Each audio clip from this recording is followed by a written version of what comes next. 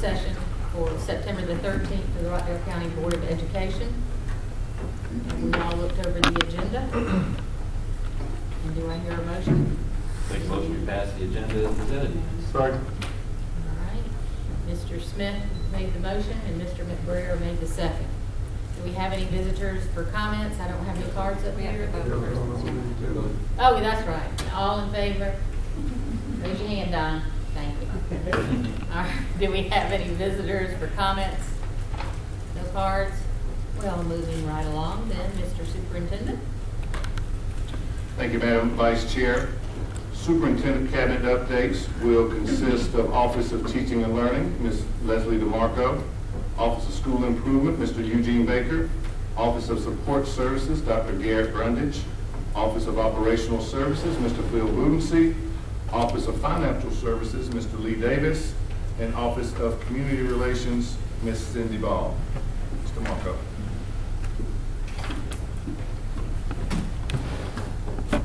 Thank you, Mr. Superintendent, Ms. Vice Chair, and members of the board. I have a couple of updates for you this afternoon, or evening, I guess. My time clock is slow. That helps.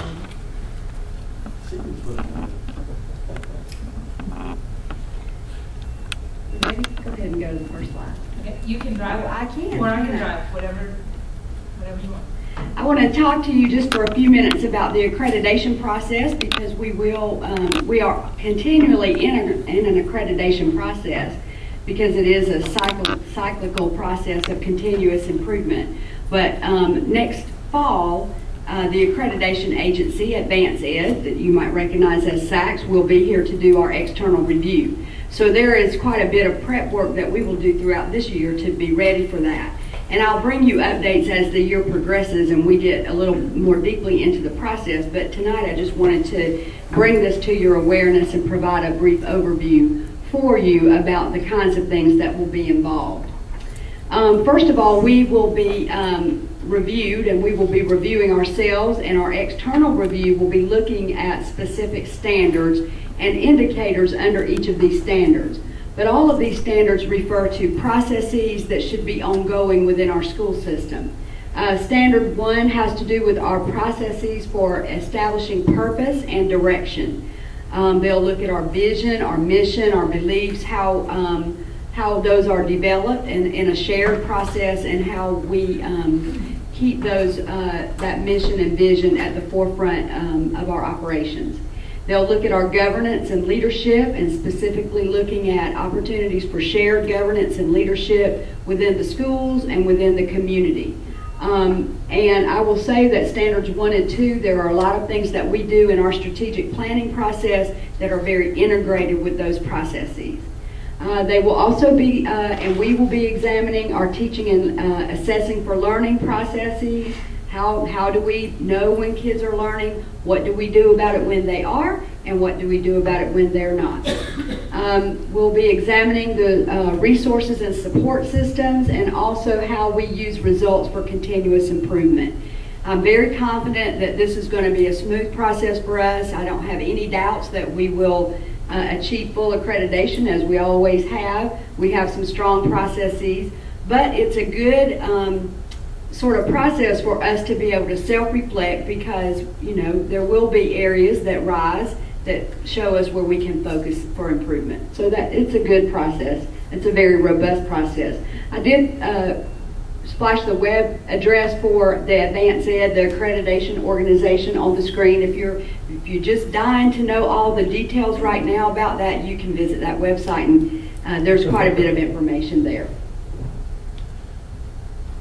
There are, through this process expectations at both the district and the school level, and we will seek district accreditation, whereby all of our schools are automatically accredited once the district goes through that process.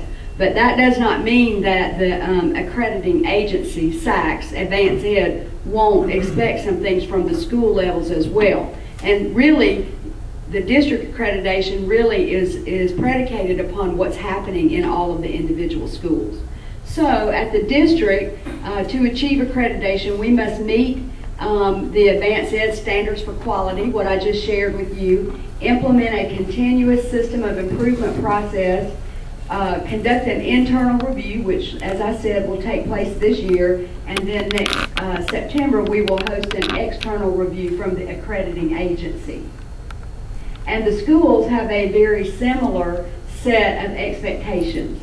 They have to meet the advanced ed standards for quality schools, implement the district's continuous improvement process, participate in the internal review, and participate in the external review process, and support the system's efforts to respond to required actions. If you're familiar with the accreditation process, when that external review team concludes its work in our district, they will leave us some recommendations and they expect us to act on those. This is kind of a big picture of it. The accreditation process basically involves an internal review, which we will do this school year, and then involves an external review, which will happen next September. And the belief is, and I agree with it, that those two processes help us be more effective in our practice. The internal review that we will go through this year involves these 6 components. Doing a self-assessment, we do that continuously, so that's going to be a very seamless process for that, as well as establishing and reflecting on our improvement plans, looking at student performance diagnostic information, which I think we all know that we do that constantly in this system, so that's not new for us. Looking at all of that to provide an executive summary and seeking specific types of stakeholder feedback. So all of that will be part of this year's work as we go through our internal review.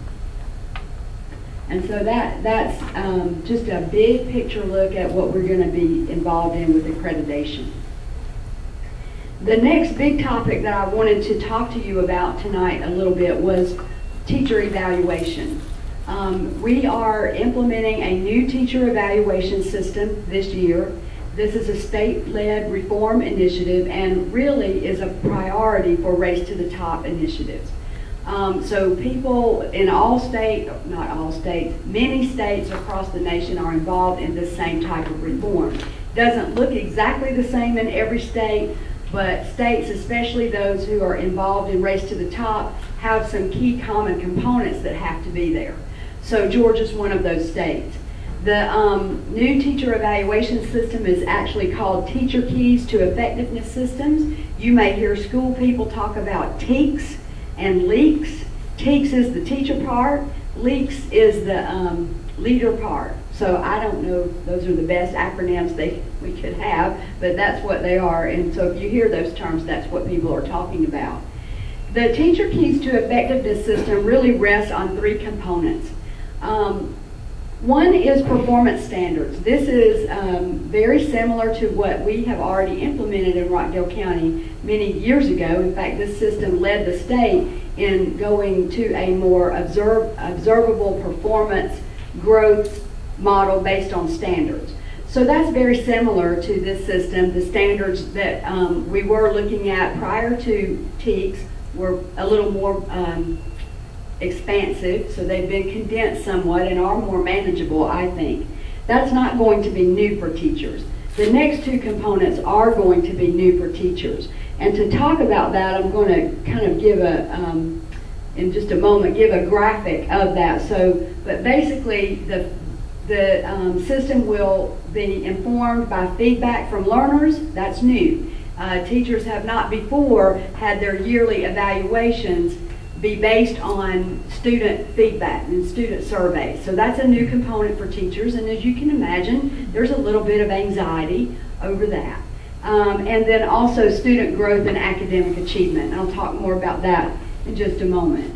But I did want to make a point that while a new initiative and change is sometimes difficult, it is important that we look at how we evaluate teachers and to ensure that every child has the very best teacher that we can provide or develop. And I love this statistic, so I decided to share it. The average student will have 153 teachers throughout his life. And it's usually that first one that determines how he feels about the other 152. So you might remember your first teacher, your first grade teacher, or your kindergarten teacher, and you know, that made all the difference. So we know that a good teacher is the most important thing that we can do to help students achieve at high levels. And the research supports that. It's not just a gut feeling. There's strong research that says out of those factors listed there, over how we group them, what the class size is, prior achievement, all of that is important, and they're all factors in student achievement. But the number one factor is the level of that teacher in that classroom. And there's a wealth of research about the impact of the effectiveness of a teacher. This is a graphic overview of the new system and how that will work. As I said, it is based on teacher assessment on performance standards. That's what you see in the far left of that graphic. That's not new. That's the information that principals and assistant principals gain when they go in and observe teachers teaching and examine their lesson plans. So that's what we're used to. The surveys of instructional practice will be a part of those performance standards evaluations. That is a little new. But what's very new and very different is that bottom part where it says student growth and achievement. And I want to spend just a couple of minutes talking about that a little bit. This system calls for an examination of student performance on academic tasks or tests sometimes to determine the effectiveness of a teacher, at least in part. That doesn't make up the total part of the teacher's evaluation. McKinney, did you need to? No, I'm just... Okay, you're just thinking about it? Yeah. I will stop and ask for questions in just a moment. So we have really two situations that I want to give you some overview information about. We have teachers in tested subjects. That's if you teach a subject that has a CRCT or an EOCT attached to it. And so that's many of our academic teachers fit into that category. You also have some subjects that are non-tested. They don't have a CRCT or an EOCT. So, for an example, in high school, biology has an EOCT. It's a tested subject. But physiology does not have an EOCT. It's considered a non-tested subject. Many of our high school teachers teach both tested and non-tested subjects. At the middle school, many of your connections teachers, your PE teachers, that's a non-tested subject. So how that achievement is factored into the evaluation is going to differ a little bit in terms of the measurement tool. So I want to talk a little bit about that because as you can imagine, teachers are a little bit nervous about this at this point. So and I want to talk specifically about the non-tested subjects because that probably has the most dramatic change for what's happening in the classroom right now. For the non-tested subjects, districts, and ours is included, will administer pre- and post-assessments. These pre- and post-assessments are approved by the state of Georgia, but they are developed at the district level. And I will say that it's really been a collaborative effort among districts across the state. We will administer these pre-assessments this month, at the end of the month, at the same time that we administer our regular benchmarks for tested subjects. Once we administer those pre-assessments, growth targets will be set. So it's not a matter of an absolute performance at the end of the year. They'll set tiers of growth targets. For example, if you score in this range on the pre-test, then the growth target would be an expectation of one tier on the post-test. One of the most important things I want to leave you with so that you will be able to speak on this if someone asks you about it, is that this is a pilot year for this, for both the tested and non-tested subject teachers, which means we will administer the process, we will collect the data, but this will not have an impact on their HR evaluation this year. The plan is going forward after this year that it would factor into their evaluation. So we get a little bit of a practice run this year, which is good. We definitely need that. So I did want to mention those points to you. There are a lot of details, as you can imagine. So those are just a few that I thought, might be helpful to you to be aware of and sort of in the loop with. I'd like to ask a couple of questions. Yes, sir. I understand the non-tested subject. I didn't realize that in school they were teaching subjects that weren't tested. That's new to me. Well, let me clarify, Mr. McKinney. All students have tests in their classes, but when I say a tested subject, I mean that the state designs a mandated, standardized test Okay, for. So good. I should have clarified that. Mhm. And so well, give me an example of a non-tested subject so I can ask my question. Okay, art is a Art, non-tested art. subject. So you're going to go, and if I understand this, in the pre, you got all these kids in a room, and you're going to test them some way to see something, right? Yes, sir. And then whatever that something is you're testing them on, at the end of the year, you're going to test them to see If they learn it. if they learn anything or more. Yes, sir. But there's no grade, so all you're going to see whether or not they know more at the end, and it just. Essentially, that's the plan. There is a grade, you get a grade. Yeah, oh yes, you still get a grade for the subject. This is about how the teacher is evaluated, kind of in a very simplistic way, this is about what grade the teacher gets at the end of the year, not what grade the students get. This is about how to evaluate teachers. Okay, that's fine. Another question then. Where do you factor in the fact that in that class, you got all these different nationalities and abilities and background and home? How in the world? Well, you really have hit on the heart of the matter, because students do bring different experiences and different advantages and disadvantages to the learning experience every year. And so what you're concerned about, it echoes many people's concerns about the system. But what I will say is that it's not about the absolute scores that the students get, it's about growth. So because what we're trying to determine, or what the system tries to determine, is what is the amount of impact that a teacher has on a student. So that's why you do the pre-test. You say, okay, where is Mr. McKinney starting in the student? Where do they start? And based on where they start, what they bring originally to the experience, how far do they grow? Whether or not they grew a little bit? Right, and there are different tiers of growth. Okay. So if you scored in a certain range, then we would expect a certain amount of Well, growth. you're going to compare me with other people? Is that what you're saying? Somewhat, Oh. in terms of the amount of growth that you are capable or expected to make. And there will be some people who score very low on that pre-test who will knock the chart out of the post-test. So, but that's the design of it. You're welcome. You're welcome. Any other questions? Leslie, I have a question about the accreditation process. Oh, okay. Great. Will this be on the new board member training? Will you be discussing the accreditation process? And the reason I bring that up is we hear of other systems throughout Georgia that are having issues with their accreditation. And to be perfectly honest, most of that is driven through the board.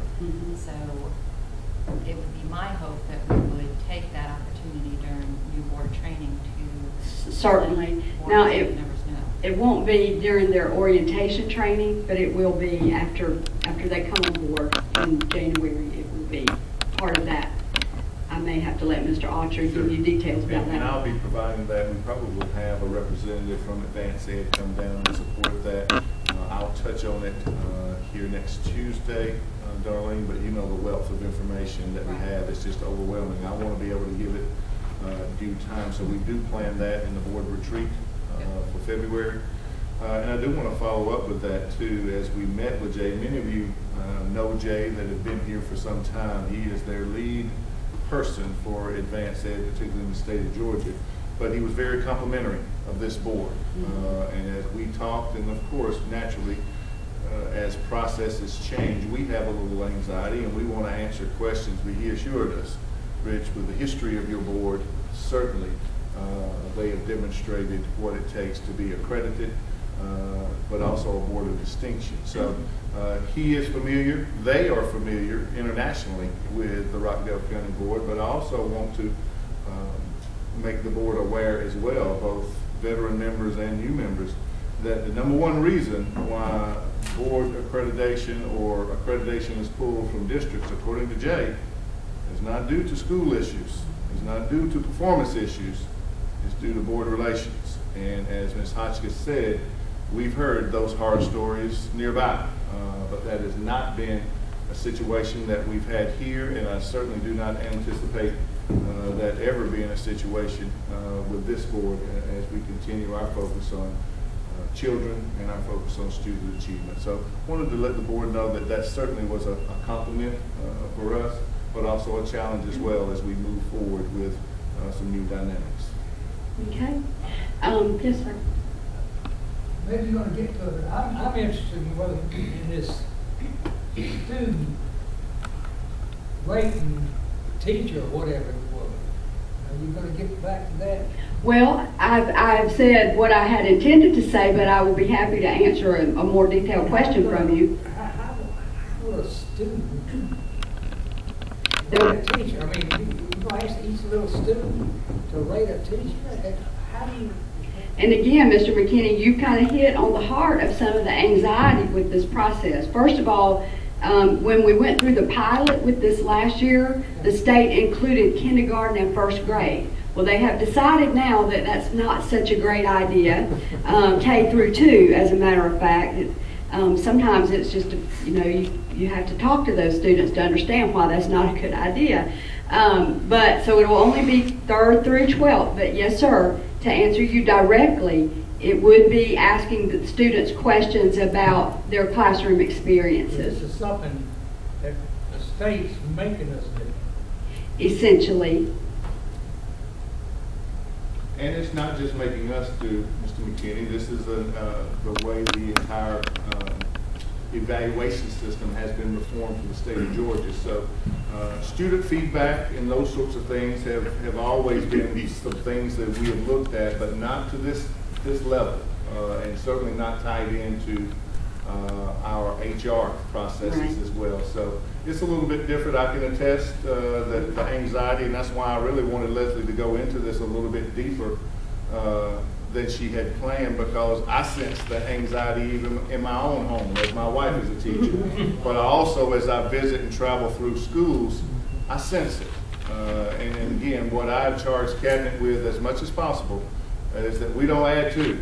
There's enough coming down from federal changes and state changes that we don't need to add to. We need to take off, and we need to try to support our teachers as much as we can while still being in compliance with some of these changes. I don't have a philosophical disagreement with some of the things that we're trying to do, but timing and convergence of all at one time is, I think, the major problem that we're seeing right now. So we'll continue to support our teachers in this, and when there are things that don't exactly fit our timeline, we'll adjust to those as well. But great question, Mr. McKinney. I do want to say there's a lot going on right now, and that's a great segue into what Mr. Autry was just saying. There is a lot happening right now in the system and in individual schools. Teachers and administrators are going through lots of training, orientation sessions. As you can imagine, with a change of this scope, there's going to be lots of meetings and information that has to be shared and learned. Administrators must undergo an intensive 3-day training on how to do the teacher evaluation system, and they have to take a test at the end of it that is pretty rigorous, and they have to pass that test. And the state doesn't allow us to administer our own test to our own administrators. They send someone from the Department of Ed down here, and then they go away, and in about a week they tell us who all passed. I'm happy to report that every single one of our brilliant administrators so far have passed that test.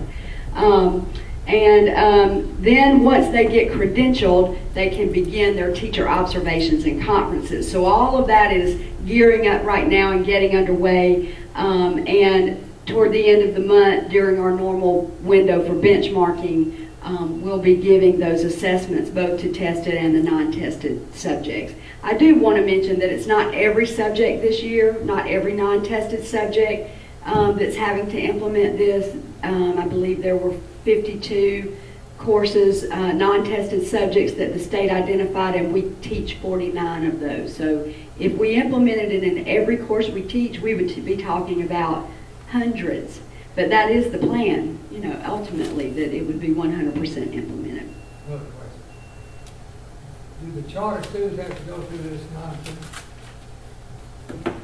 I think that depends on whether you're talking about a public charter or a private charter. Yeah. RCA is a charter school here in our district, and yes, they have to abide by the same protocols that the rest of our schools. They're a public charter that our local Board of Education has approved, and so they operate under the same expectations that our schools do, all of our schools. So I think, any more questions? Thank you. I do want to say that we'll have one action item from Teaching and Learning tonight. This is a routine, recurring item. It's really a very good item. As we renew our Math Science Partnership Grant, as you may remember, we're in partnership with Seismic out of Georgia Tech, who comes and provides some very high quality professional learning for us. So Mr. Archer will bring the action item forward.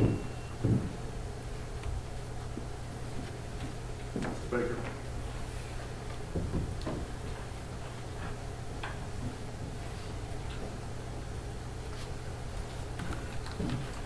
Superintendent Autry, Madam Chair, members of the board.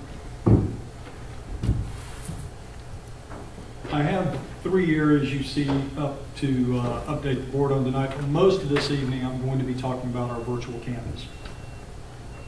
As I go through talking about how the virtual campus did last year, I also want to take that opportunity just to orient you a little bit to some of what our students see as they go through this. This is what we refer to as a splash page, but when a student enters our virtual campus, they come into this area and select a course or go into support. They can receive information. Over the last year, we have had quite a bit of growth, and what you see here is a comparison by the grading period. You can see on the far left, the summer of 2011-12, we had 496 students in our virtual campus. Last year, during the summer, that's the summer that we just finished, we had 600 students. The fall of 2 years ago, there were 126. This last fall, there were 273. Obviously, we had the spring of last year, there were 278. We have not even gotten to the spring. That's a ways off still for us. And yet, on the far right, you'll see the totals. Last year, 900 student courses in our virtual campus. This year, right now, counting what we've already taught and what is currently being taught, we're at 873. So, quite a bit of growth. Yes, sir. During the summer, do we see the large number of students that are involved during that time because they are making up work they failed, or are they taking classes to get ahead? This is students primarily taking courses to get ahead, many of them because they want to go into dual enrollment into college. It really depends on the source, but most of our students who have failed, in fact, this is a 4 credit, so this is the full course. Students that are looking to make up go through our summer school program, which credit recovery program, which they pay for. So this is initial credit that you're seeing here. Okay. Speaking of a course, this is one of the United States history classes. Just to give you an idea of what it looks like.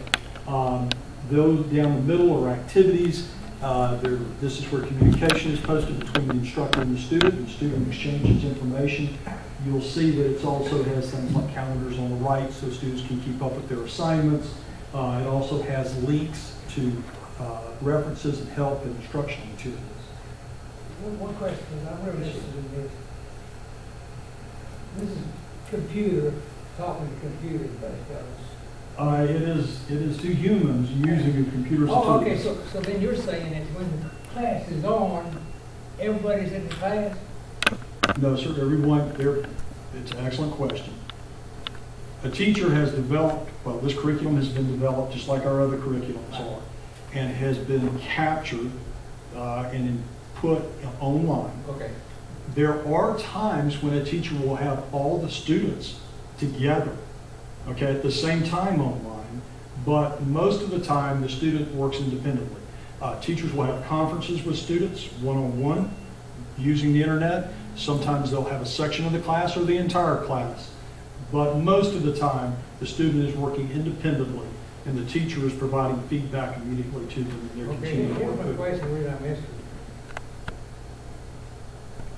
Could I take one of these courses? If I mean, you know, like, I see one that interests me, but could I get online and take the course? Is my question. If you were an enrolled student in Rockdale County, yes. Thank you. Part of that, which also speaks to what you were asking about, Mr. McKinney, about interaction, is something that we have told you about before, and it is called our Ask the Expert. It's live tutoring that takes place online. This last year we ran 13 classes. We started this as a pilot and started increasing the numbers. We actually rolled it out, starting at the Rockdale campus and then moving on to the Salem campus and on through, and our numbers indicate that. One of the unique things about this is a student or a parent, we had parents get online to do this, could go on and ask one of our master teachers a question about their homework or some concept they were having problems with, and the teacher literally could draw out that problem right there live for them. But everyone couldn't get on at that time. There might be 10 students on listening. There might only be that one parent, one child. So we recorded those, and those have all been saved in what is known as a podcast, and we've been creating a podcast library of questions, and we've noticed a trend. Some of our more technically proficient students are downloading those onto their iPods or their telephones, and they listen to them because they'll get test reviews. And I've literally walked up to students on 2 of our campuses who I thought were listening to music, but they were actually listening to a test review. So that is an excellent feature that we'll continue to expand. This next chart actually shows you that growth over the second quarter or the second semester last year. And you can see we started this on the Rockdale campus, and then we expanded it and rolled it out at Salem, and then Heritage was the last location. But this is something we will be continuing as a feature that's fairly unique to Rockdale. I'm not familiar with any other school systems that have this. There are 2 national vendors that have started companies that do it, but to my knowledge, no other public schools at this point. And the last thing I wanted to show you, there is also a part of the virtual campus where students can go in to ask for assistance, and this is the page that they go to do that. They can also search for documents and other information as they go through. All of that is very exciting, but what I really wanted to talk to you about was to talk about where we're going with the virtual campus.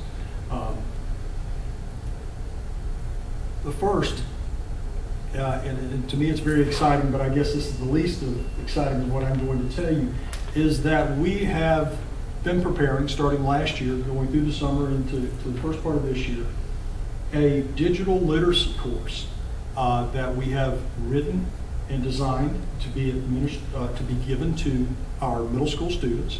We will be piloting it second semester. It focuses on 21st century skills. This is a very hard course to put together. And it just happened that as we were finishing that, probably about halfway through developing this course, Senate Bill 289 came out. And you're familiar with 289, which required some of the things that we were already working on. And this meets all the requirements of Senate Bill 289 that were given. It also meets the national standards that have been established for digital learning.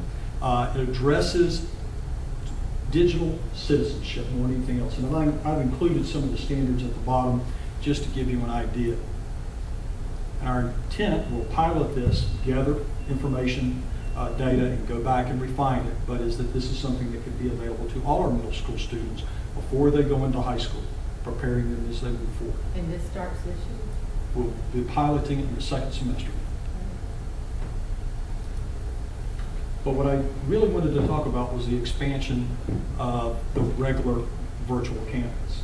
Right now, we have part-time students. As I just told you, last year we had 900 of those part-time students who were taking a course going through our virtual campus. Second semester, we're gearing up right now to expand that into two other approaches. So there'll be 3 approaches to have receive credit through our virtual campus. There will still be the part-time. That is any student in our system taking the course while still taking courses in their regular course load at their school. But we're also going to be adding a blended approach and a full-time approach. Well, I'll start with the full-time because it'll make it easier to explain.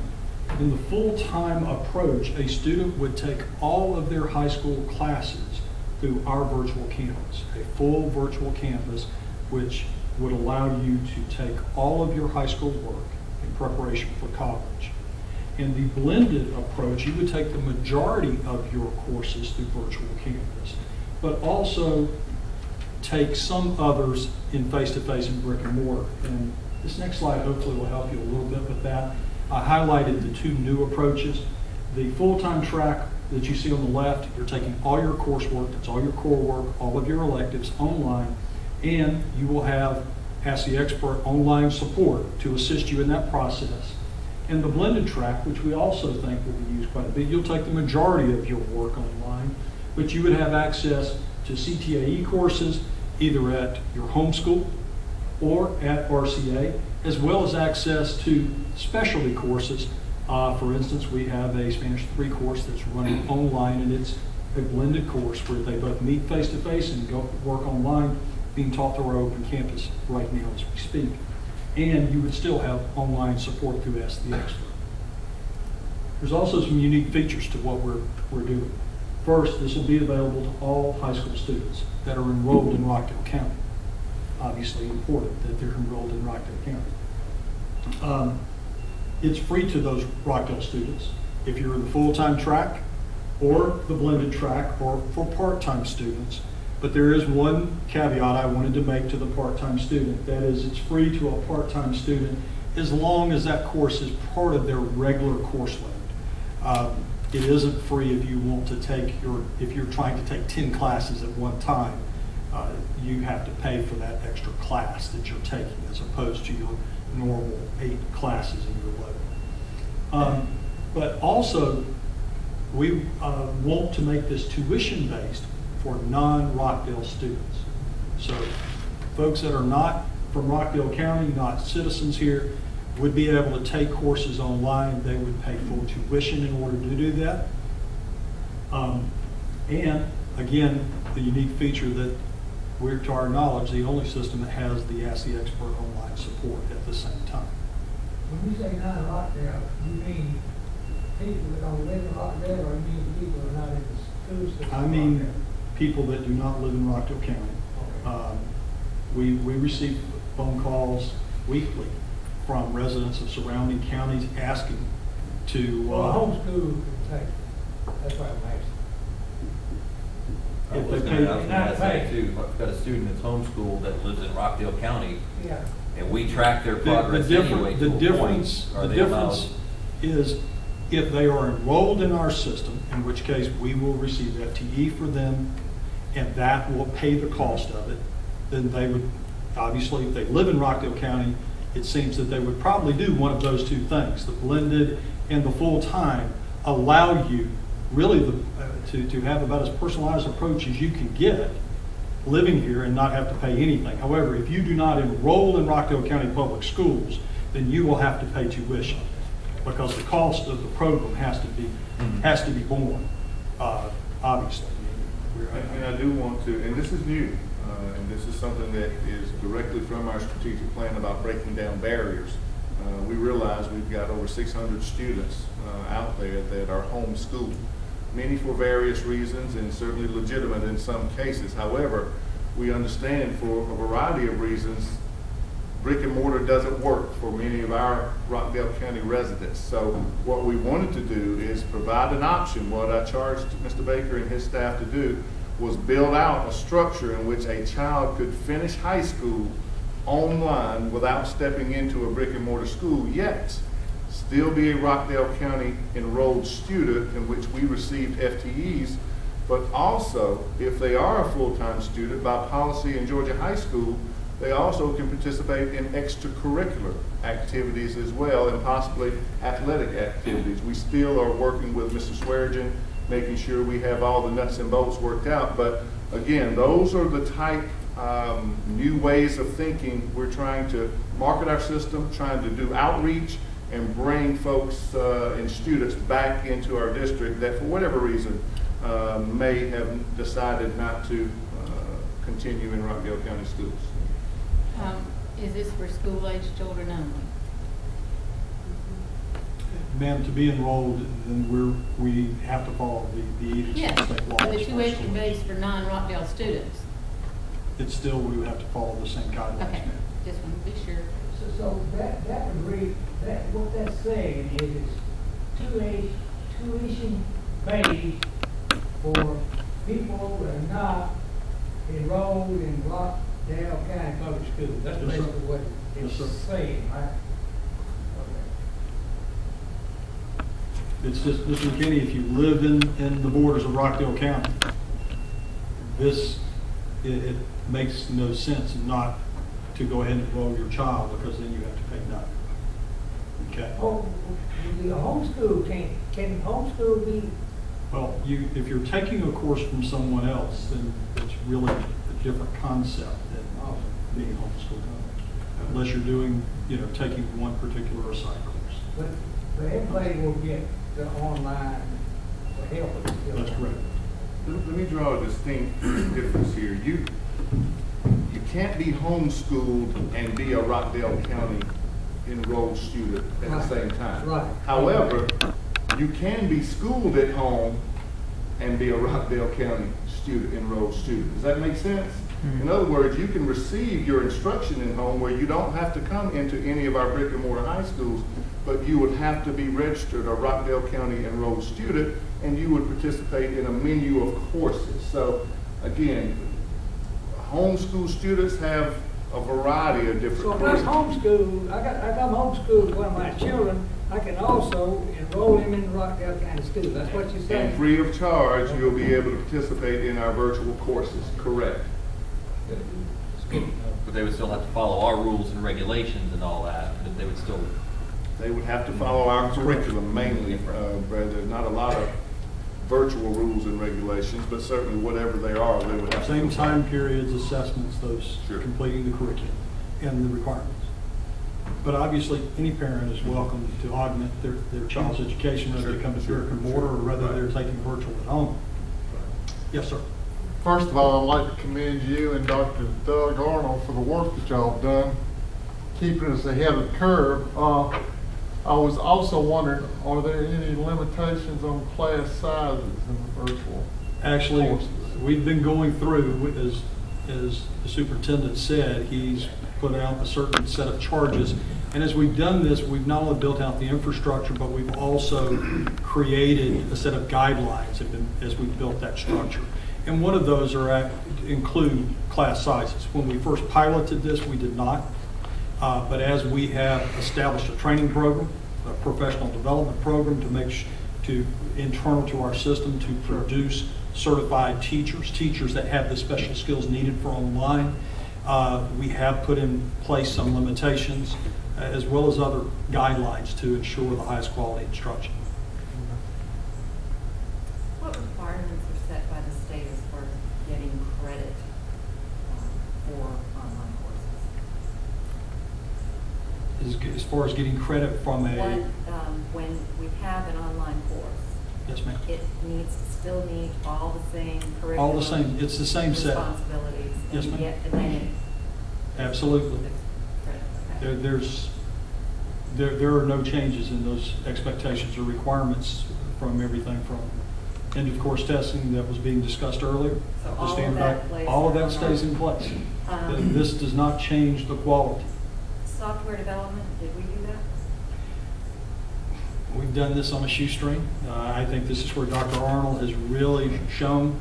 We have used a combination of freeware, shareware, joined a number of national and international consortiums, and kind of created our own, well, we have created our own infrastructure from scratch instead of buying it from a vendor. So we haven't bought the software from a vendor. No, ma'am. We've bought certain services, storage space out on the internet, cloud, things of that sort, that it was more economical to do there than through technology. So do we have long-range plans of maybe providing this at a minimal to larger? Ma'am, that's, this, you just heard the beginning of that. To other systems? That's why the whole push to go ahead, we're at the point now, the superintendent has made the decision that we are at the point that we're ready to take that next step. No, I understand providing it to other students, but I'm talking about eventually providing this software to other. This to us is us crossing that line. Good for you. I have not followed it up. Very large. It would generate revenue. We've been working at this rather extensively. I actually had a call from a But I do want to caution the board, there's extensive competition Okay. in virtual classes and virtual courses. Most of you know that the college ranks certainly prefer this right now. And so there are many competitors out there, even within our state, Georgia Virtual and some of the state virtual opportunities. So whether we can market our software or not certainly is a long-term goal, and I certainly would hope that we will be able to do that. But the main thing is recapturing FTEs from our own county and beyond is where we first, I think, will see a revenue stream.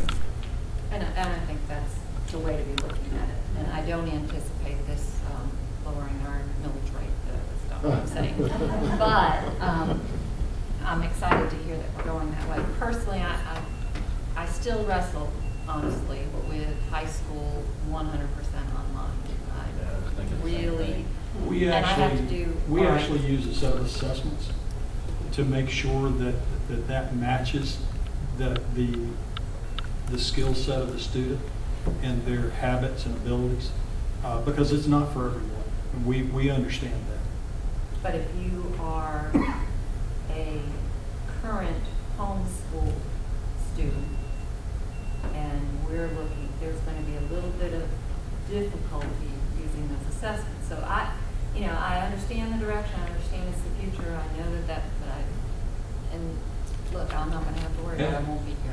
And But that is a concern. That actually, and that is why we've Especially if you're taken. going to open up the other opportunities to these students that are brick and mortar, such as sports and after-school programs, because those students have not been introduced to there's a lot more to be looking at, but Yes, I'm ma'am. glad we're going into it. And that is why we've been taking this in a series of baby steps to do it right. We've been charged to not let the quality fall as we do it, and so. But in order to obtain this, they have to follow our curriculum. Correct. It So- isn't, it's like any other school. Yes. They are taking our curriculum. Right. So that is a governing body right there Oh, absolutely. into itself. And if they can't do that, they'll know that probably early on. I believe so. So, I mean, I think that's great. I do. The last thing that I wanted to update you on is as we approach October in the fall, we have our fall enrichment camp. It will be during the break from October the 8th to the 11th. It is the same structure which we've had in the past at Rockdale Career Academy. Again, it is $50 per student to attend, participate. Eligibility, a slight change, not lowering the standards, but we are opening up the eligibility to include private and homeschool students if they meet our criteria. Our process for this is such that we are not going to allow any of our internal students, in other words, as long as we will allow participation if there is any space available once our students' needs have been met. But this is new and different, and that's really from what we've done in the past are only change. I just got a general question. Yes, sir. I need to stay on another 4 years, but I didn't run. Yeah, so you can. Do all students still in the system have to take tests that are prescribed by either the federal government or the state government to pass the class?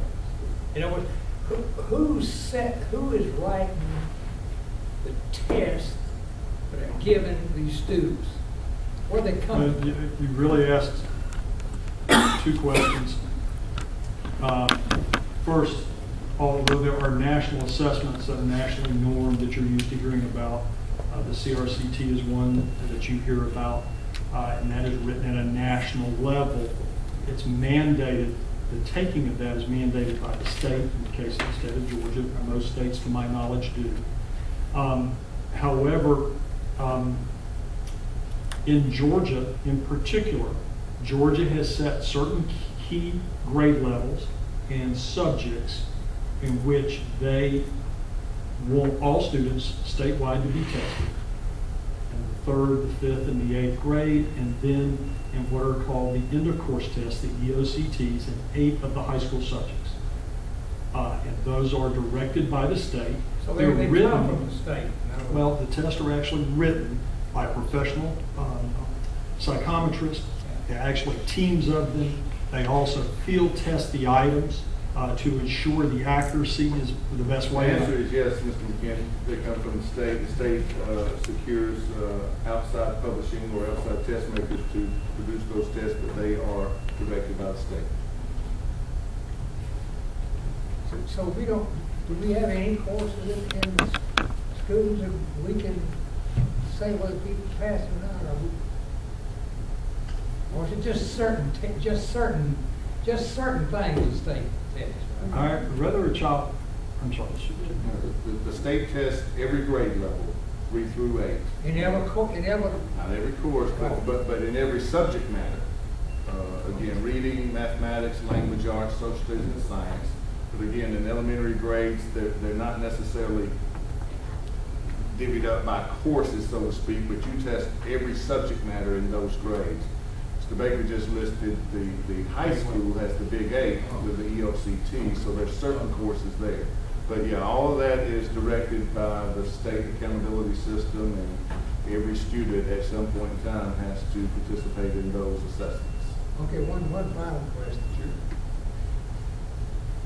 You have this class you're talking about that goes on at the end of the session, end of a quarter or something, where students can go and study real hard. I forget what you call that. Talking about the credit recovery? Or? Yeah. Okay. You've got some students in the class. I can't remember all these acronyms. Right. But you've got students in the class, and you've got a great system, and towards the end of the course or the class, you kind of know, or somebody knows, there's some of these fellas that need a little more work, right? Correct, sir. And they can go somewhere, right? I forget what you call it. Well, yes, sir. We provide interventions and support for students in Yeah, schools. okay. Here's my question. And it lasts, what, 3 or 4 days or something like that?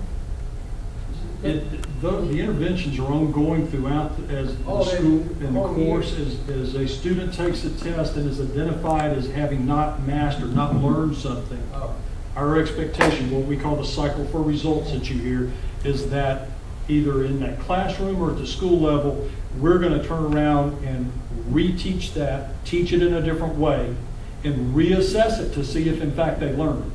And that's an ongoing process. You probably heard that term safety nets, Mr. McKinney. Those are the safety nets, and they can last from a few days to a few weeks. Just Okay. I was trying to figure out how you could get at the end of the year, and in 3 or 4 days, you got somebody that's not doing it, and then 3 or 4 days, you've got to make it pass the test. Right. How you can do that unless, You can't. you can't? You have to, passing ends up being a demonstration of mastery. You have to show that you've learned it. Thank you so much, sir. Thank you. Dr. Brundage.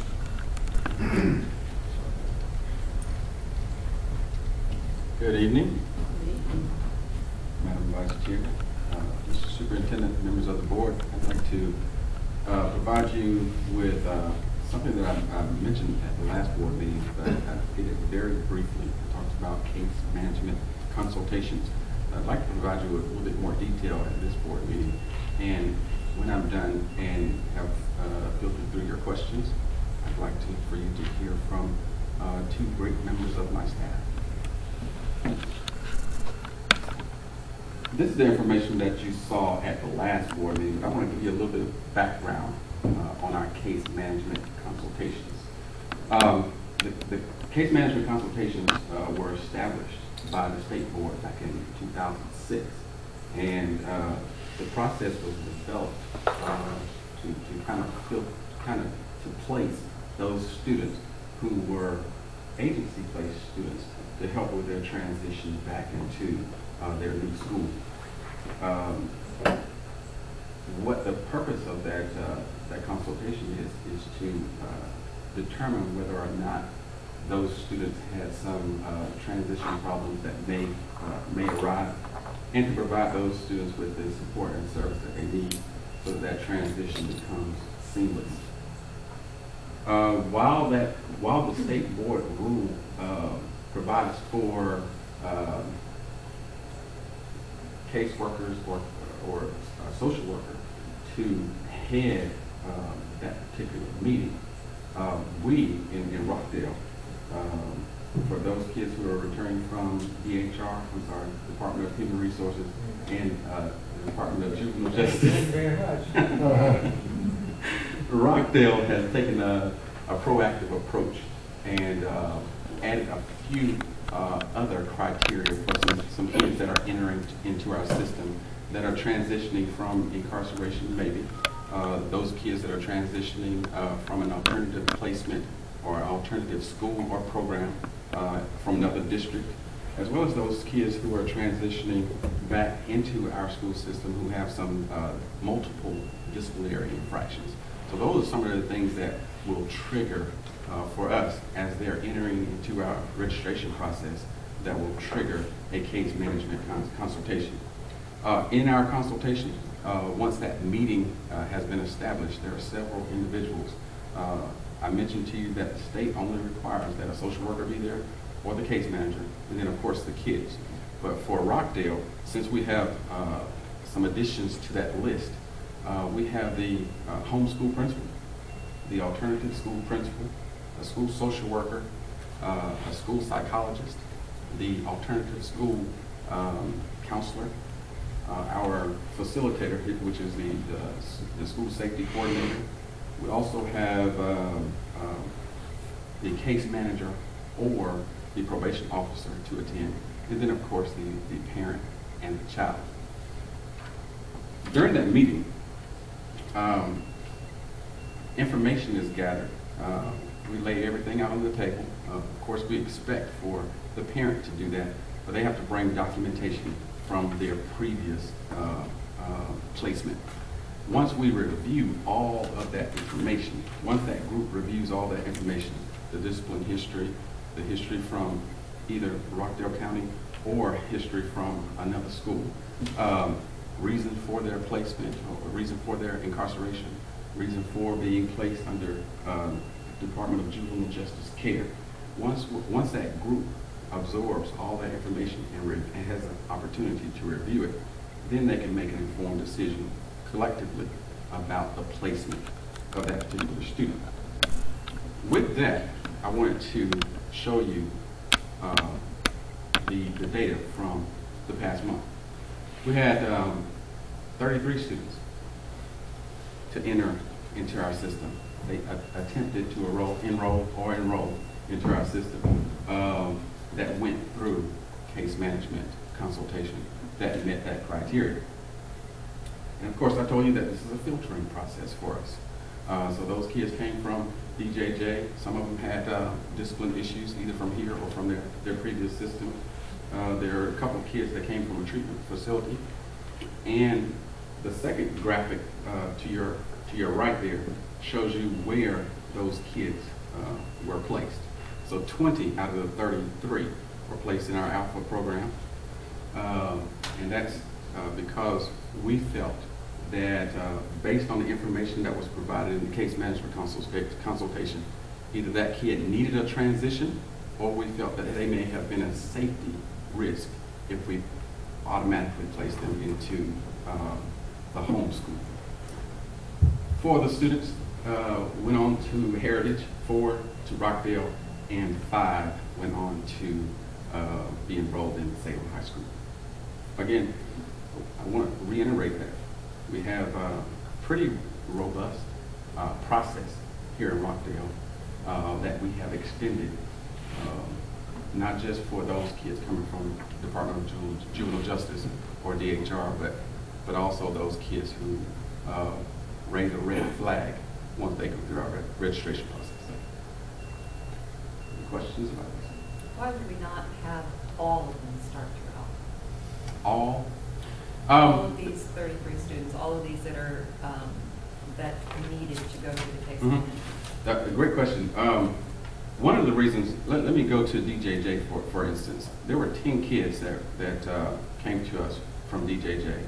9 of them started in the Alpha school. One of them didn't necessarily have wasn't necessarily a safety risk. They had some issues that happened in the home, and the parents decided that they were going to notify law enforcement and what's the wording? They categorized them as an unruly child, and for that reason, DJJ categorized. right, and for that reason, they ended up in DJJ care, or they became one of they earned, I guess, a probation officer, for example. So that student But if is not DJJ necessarily says that they're an unruly child, there is some sort of basis. Mom and dad can't say this child's an unruly child and DJJ steps in. Right. So there's some sort of basis for there being some concern about that child's. You're absolutely right, but they may not have had any issues at all at the school level. And I will tell you, Ms. Hotchkiss and the board in general, I've talked with Dr. Brummage about this, I've talked with Mr. Cherry about this, but I want to make sure, and we've talked about this, I remember previous boards talking about those students that are incoming to our system, or what percentage of our disciplinary infractions are due to students coming into our district. What we've tried to do was strengthen that filter, as Garrett calls it.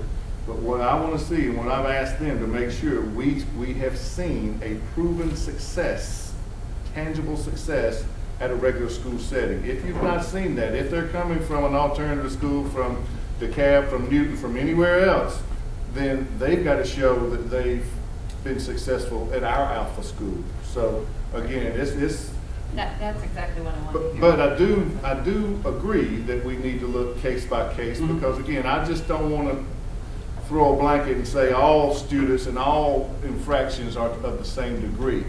But that filter is tight, and if you're in a regular school elsewhere, then you're not going to be placed, and I have that authority to place children in this district. You're not going to be placed in our regular school until you demonstrate that success. And do realize that the homeschool is a part of that process, and once they review that information that's presented at that meeting, then they also play a part in that decision. And if they feel that they have the supports in place, the interventions in place at their home school, then they request that the kids get accepted into their school. And let me just clarify too, I'm not asking that because I feel a concern. I do feel a concern for the homeschool, I do. However, I also believe every student deserves a chance. Yes, ma'am. And there is a rehabilitation situation and all. But the way our Alpha is set up, it should not necessarily look like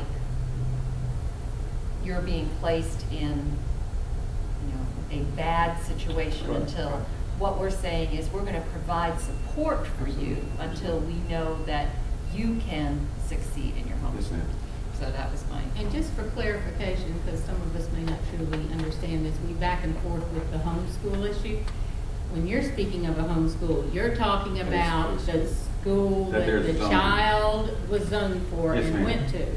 And the difference that I see when there is an exception to the rule and they go into one of our high schools, if there is a history of family violence, if the child is a runaway, and because of the histories, then that child necessarily could be, by DJJ, determined as an unruly child, when in fact, it has not affected his ability to learn in his quote-unquote home school. So that could be an instance where the child then is placed into one of our high schools instead of the alpha school, right? Yes, ma'am. Okay. Absolutely. Here, let me comment, Ms. Hotchkiss, you make an important distinction about alpha, and remember, Dr. Garrett presented before, but our alpha is now transitioned into a mastery-based system. In other words, you demonstrate and provide evidence of behavioral standard mastery and academic standard mastery. And once you do that, again, that's what we want to see, that's what I want to see, is demonstrated success that you're ready to go back into the regular high school, middle school setting. Absolutely. Other questions for me? If not, I'd like to. Move forward. I'd like to introduce two wonderful members of my staff. They are dedicated, they are determined, they are dependable. Ms. April Fallon and Ms. Susan Paul Smith. Yeah. They took him out for dinner. Thank you. Good evening, Mr. Superintendent, Madam Chair, members of the board. I have Susan Paul Smith up here with me because I want to briefly cover 3 events that have occurred during September, and she and her team are a large part of that, so she's certainly connected to all of this. The first thing that I wanted to cover is RCPS mentoring, and I'm really excited about mentoring this year, largely due to our mentor specialist who is funded through the STARS Community Project. She has done a great job putting together training materials and resources for our schools, for our community mentors, and for our students. And on September 4th, she provided a training to our school coordinators, just because we know training is so crucial. We need to make sure that our schools are prepared to receive our community mentors as they come in, and that each school has a very smooth, efficient process in place. And she's developed activities that the mentor and mentee can do while they're at the school. So it's a pretty comprehensive program at this point. At that same time, we decided to kick off our campaign, 100 Mentors in 100 Days. And we are confident that we are going to achieve that. Just in the past couple of weeks, we've had 20 people sign up. New this year is we have an online application. It's very easy to get to. Members of the community would just go to our main RCPS website and click on the community button, and then after that click on mentoring, and the application is right there, and she checks that daily and returns calls, and we're still providing the free background checks as well for our mentors. Although she mostly focuses on the community mentors, she's also just so engaged with this process that she has started working with schools just to kind of look at their school-based procedures, and then she's also piloting a program at Edwards Middle School for peer mentoring. And they're very excited about that, and we hope that soon we'll be able to replicate that in other schools as well. And certainly part of any good program is evaluation. So we have set a couple of dates this year where we're going to have a lunch and learn with our mentors. We're going to invite them into the school system, sit down, and just obtain their feedback. We want to hear what's working, what's not working, because certainly if things aren't working, we want to jump in there and fix those as quickly as possible. And then at the end of the year, we'll have surveys issued to our mentors, our mentees, and school staff, again, just to see how the process is working at each school. Any questions about mentoring before I move on from that? All right, next, this week is National Suicide Prevention Week, and we certainly wanted to address this important issue as a district because we do know that suicide is the most preventable form of death, And we also know that it's the third leading cause of death for youth age 15 to 24. So we actually began a staggered approach to this last year. We knew that we wanted to provide training to staff, we wanted to provide training to the community and to our students. So we began with our staff last February and trained them in the identification of suicide and depressive symptoms, and also provided them with a research-based risk assessment tool to use, because our staff are the ones that intervene when a student is in crisis. After that, through the STARS partnership, we connected with the state, the Department of Behavioral Health and Developmental Disabilities, and they actually funded several RCPS support staff members as well as other agency staff in Rockdale to go through a certified training program called QPR, and it stands for Question, Persuade, and Refer. It's a very simple process. Anyone in the community can do it. It just teaches that person skills to question someone and when they're thinking about suicide, and to persuade them to get help and be knowledgeable of some of the resources in our community. So we started this summer, and we trained 17 people over the summer. Some of those were principals as well, who have invited us to come into the schools and train their staff. And we want to continue those trainings. Our goal is to train as many people in the community as we can. So we're looking at church groups, youth pastors, business organizations, anybody. We're willing to do that. It's an hour training, and we'll give you guys your own book at the break so that you can have that. It just goes over the program and the steps that you take to do that. Okay, so the third and final piece of that is training our students. So that time is now.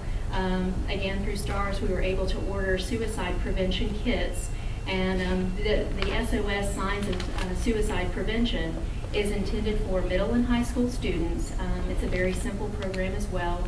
It's nationally recognized, it's award-winning, research-based, and students will watch a 17-minute video in their classroom, and once they watch that video, there'll be a group discussion led by a school social worker or school counselor, just talking about signs, again, of depression and suicide, and it teaches students how to acknowledge maybe some of those symptoms in themselves or in their friends, and then go to an adult for help, because we know that students are likely to go to their peers first before they would go to an adult. So we want to give our students those tools to get our students assistance.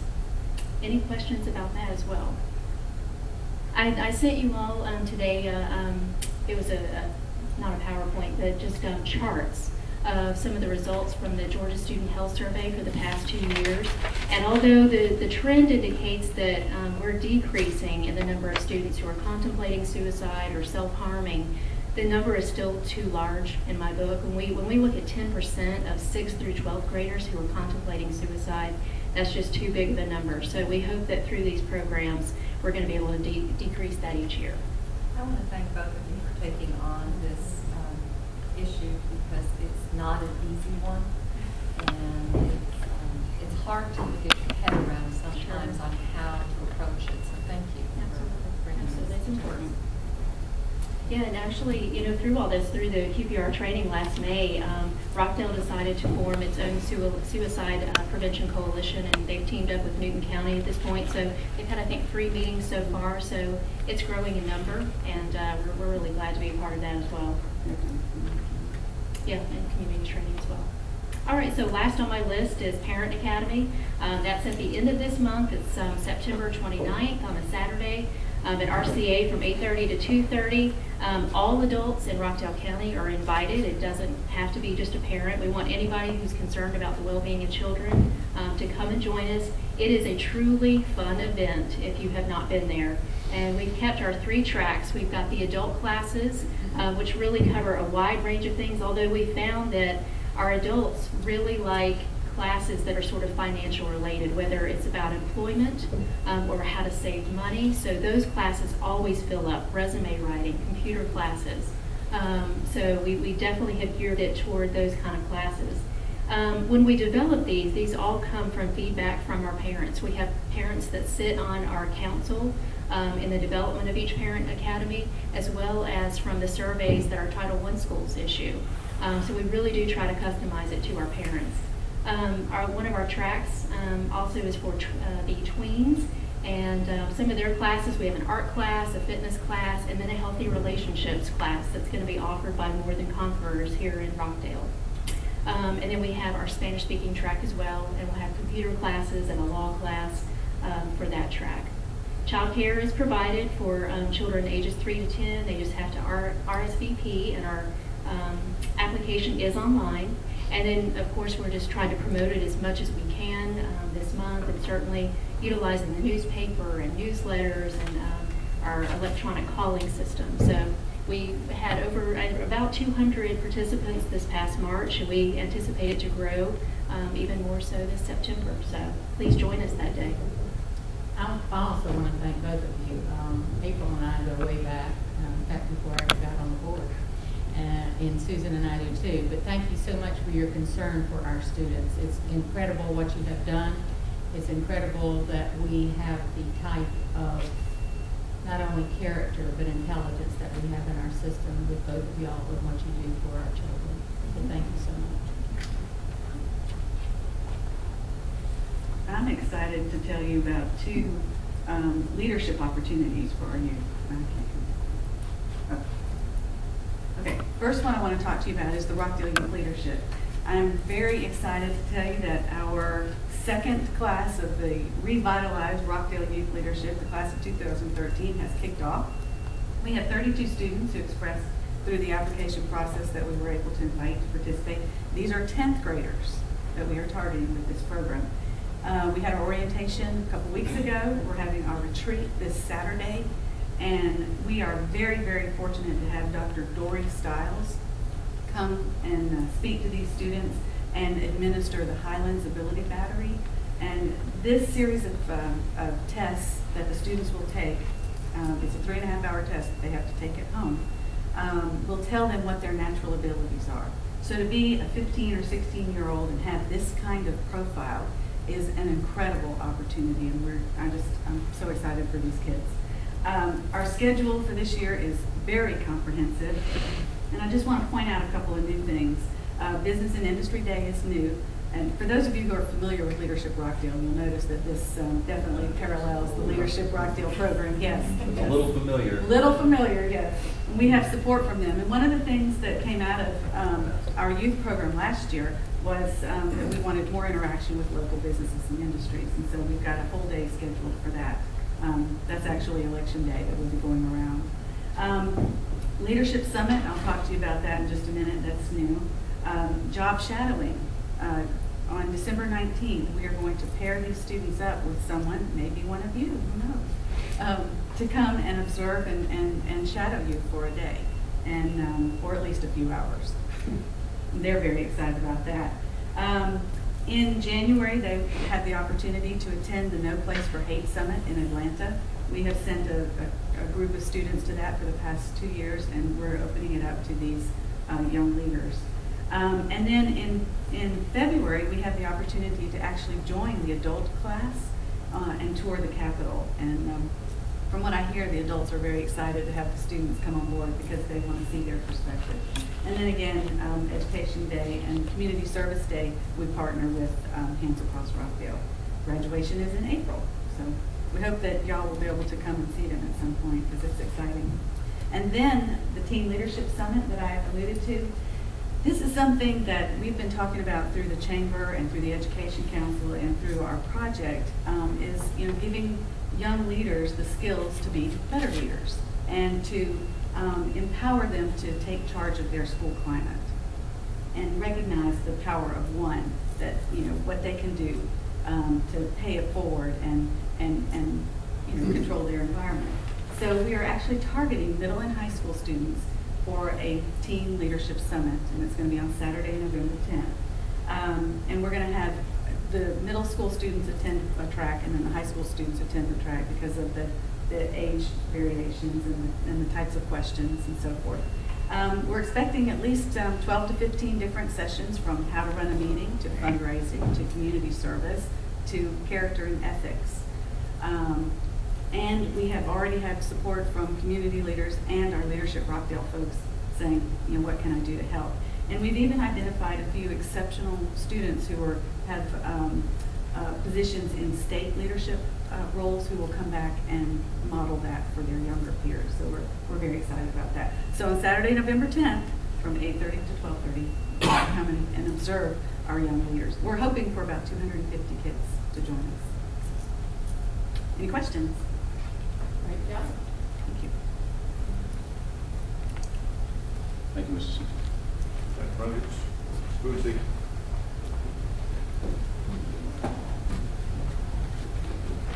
Good evening, Ms.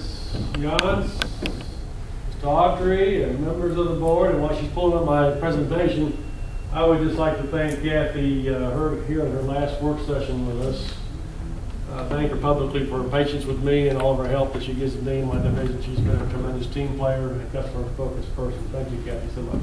I was wondering why she had that smile on her. She's been smiling all night. The first slide here just gives you a brief overview of some data on the Rockdale County High School and the gym, the classrooms, those kind of things. I shared this information in bits and pieces with you all along, but it'll be here in the presentation. If they file it for you, you can get back to it just for reference points.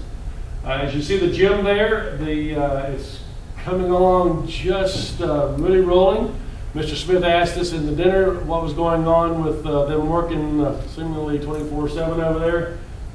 Bruce Stewart has been by to visit them and made it into a meeting with the GC and all the subs yesterday, and I think he has encouraged some folks to march on. So we're anticipating getting our facility in our hands. This is the front entrance. There's a brick on the north side which faces the initial front entrance of the school. Since this picture's taken, they've already started putting walls inside it. There's good walls and some drywall. So we're excited about that. This is the old gym. This is where we'll have the classrooms for the 9th grade academy. Rockdale Career Academy, again, here's just some basic information on that facility.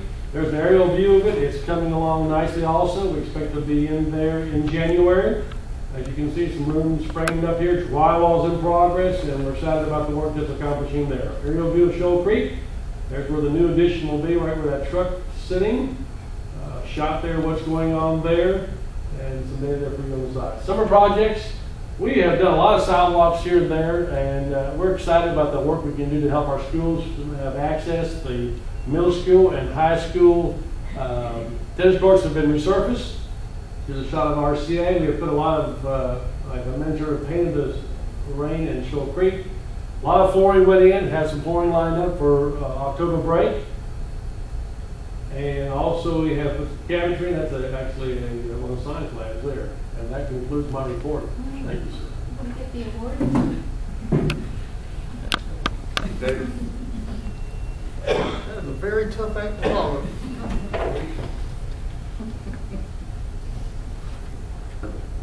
Good evening, Vice Chair Yonk, Superintendent Autry, and members of the board.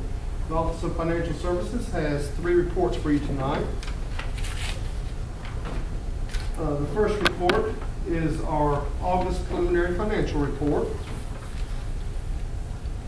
And Ms. Paul would please scroll down to the balance sheet. You see at the end of August we had $5.7 million in assets, $5.7 million in liabilities and fund equity, ending fund balance of $5.4 million. We scroll forward or downward to the revenue and expense report. We see that the total revenue received year to date, $10,700,000 or 8.68. That is slightly ahead percentage-wise than from what we were last year. And then $21,052 in expenditures, 16.78, which is a little bit higher than last year also. We are 16.66% of the year complete. And so we should be in good shape. And are there any questions on either the balance sheet or the revenue and expense? Thank you. Next report is our grant report, which is our normal monthly report. I believe everyone received the email from Cindy about our latest achievement, which was the Race to the Top competitive grant, where we received $700,000 over the next 2 years. That's going to be for Memorial Middle School, so we're really pleased with that. I'd also like to back up just 1 second, please, Cindy. Thank you. If you look about 2/3 of the way down, trying to get the little red pointer right a little further, so for the next race to the top, you can see that that one's up to 25 million. We're working very diligently now trying to prepare that grant. Ms. Knudsen, members of the cabinet, and a lot of people are putting a lot of effort into that. We hope to, again, that's a competitive grant, and as you know, in the financial situation we're trying to do everything we can to get additional resources. So obviously we'll continue to keep you informed on that, and hopefully we'll have some more success and some good positive stories for us. And then the next one is our cumulative, and you can see Ms. Knudsen, what she's done. You can see over the last few years, we're at $6.5 million. This year alone, we're at $918,000 for grant awards, which the $700,000 obviously helps that. Any questions on the grant report? That's our normal monthly report. Going over to the 20-day account.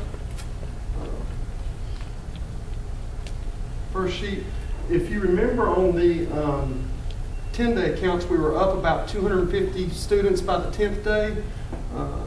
I think this is good news. We continue to grow. Compared to last year's 20-day count, we're up 324 students. So hopefully that will result in a midterm adjustment where we actually see an addition of state funds. In last year we had a slight reduction, and because of the hold harmless we didn't lose any money, but we didn't get any additional funds. So hopefully they'll fund that, and we'll see that this year. Moving on, you see the 20-day by elementary school projection and actuals, by school, by grade. Next page, same thing for the middle and high schools, by school, by grade. The next one is our ethnicity, and you see that by the different ethnic categories by school. And the next page shows the system-wide totals. Our largest group is African American, 61.19%, followed by white, 20.67%, and then Hispanic, 12.68%. In the final page, I apologize for this since I'm the numbers person. I hate to tell you this.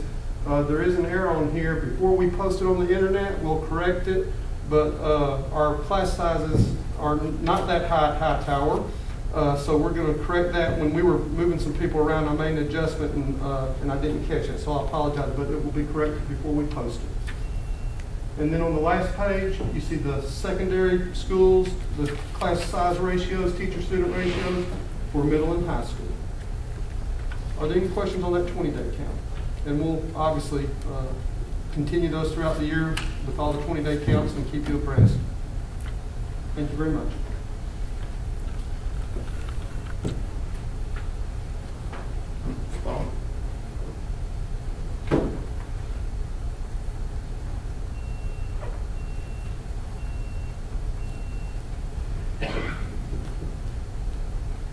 Everybody cheer on the last one. Good evening, Mr. Superintendent, Madam Vice Chair. I just want to share some good news, as I always do, and I will go very quickly. Some of it you've heard before, and hopefully some of it you haven't. Our monthly media relations. And I'd like to just point out, and stop here a minute and point out that, you know, this week was a Remembrance Day for all of us with 9/11. And we had a lot of good things happening in our schools, moments of silence. We had, you know, flags being raised, ceremonies with flags being raised and then lowered to half-mast, and a lot of recognition for, you know, a generation that doesn't remember. And but even with my young children at home watching the History Channel and, you know, asking questions, it was very touching to see a lot of this happening with children who really don't have any recollection. So just wanted to point some of that out. Partners in Education. Conyers Middle School has a wonderful new partner in the Wendy's that was rebuilt and next to the Publix near them. They had a little fundraiser with the soft opening that they did, and Conyers Middle came out with $1,200 out of that little fundraiser. So they were very generous and a great new partner for them. Also with Partners in Education, for the second time in a row, we've had Golden State Foods Foundation and United Stationers Foundation provide every single first grader at JH House with a backpack full of age-appropriate school supplies. so I'm very thankful for their generosity and support. And I want to point out that we have Davis Middle School and Heritage High School, who have both won bronze awards from the governor's office in recognition of their efforts in student health and fitness. This is through the PE departments. This is part of the Georgia Student Health and Physical Education, otherwise known as SHAPE initiative. Our culinary arts department, if you recall, back in 2009, was the first industry certified program by the American Culinary Federation Education Foundation. They had a renewal that will now take them into 2017. They have 260 students enrolled with 2 instructors, which makes them the largest in the state. Very proud of our culinary. And we have announced our Teachers of the Year. Our school level Teachers of the Year all came together for our initial meeting as we move forward to the selection process for our County Teacher of the Year.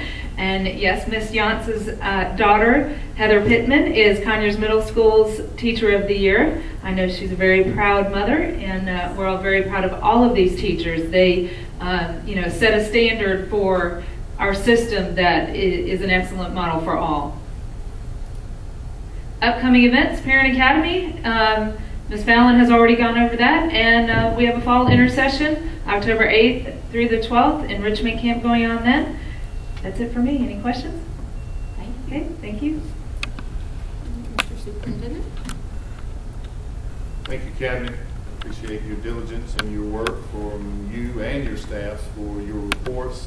Certainly informational for the board, and certainly we do appreciate that effort. I do want to close with my remarks. It was alluded to earlier on that we did have a discussion with the Superintendent's Advisory Council regarding the vision for the future of Rockdale County Public Schools. You've heard some of that through Mr. Baker, through Mr. Marco, but I kind of want to encapsulate it to where it's easy to understand. The strategic plan, I need you to understand, drives all of this. This is not the vision for Richard Autry. This is not the vision for any one person. This is the vision that has been laid out through our strategic plan. Quite frankly, not just a renewed strategic plan. Many of these things were discussed some 6 to 7 years ago. So again, this is an articulation of thought, an articulation of processes that we continue to put in place. And I would submit to you, Board, that it will be another 5 to 7 years before we get to a point where we feel like we need to continue to move. So I do want to try to articulate that to our public. We have crafted I hope, easy to read, easy to understand summary, executive summary, white paper, whatever you would like to call it, that we want to be able to communicate to our community.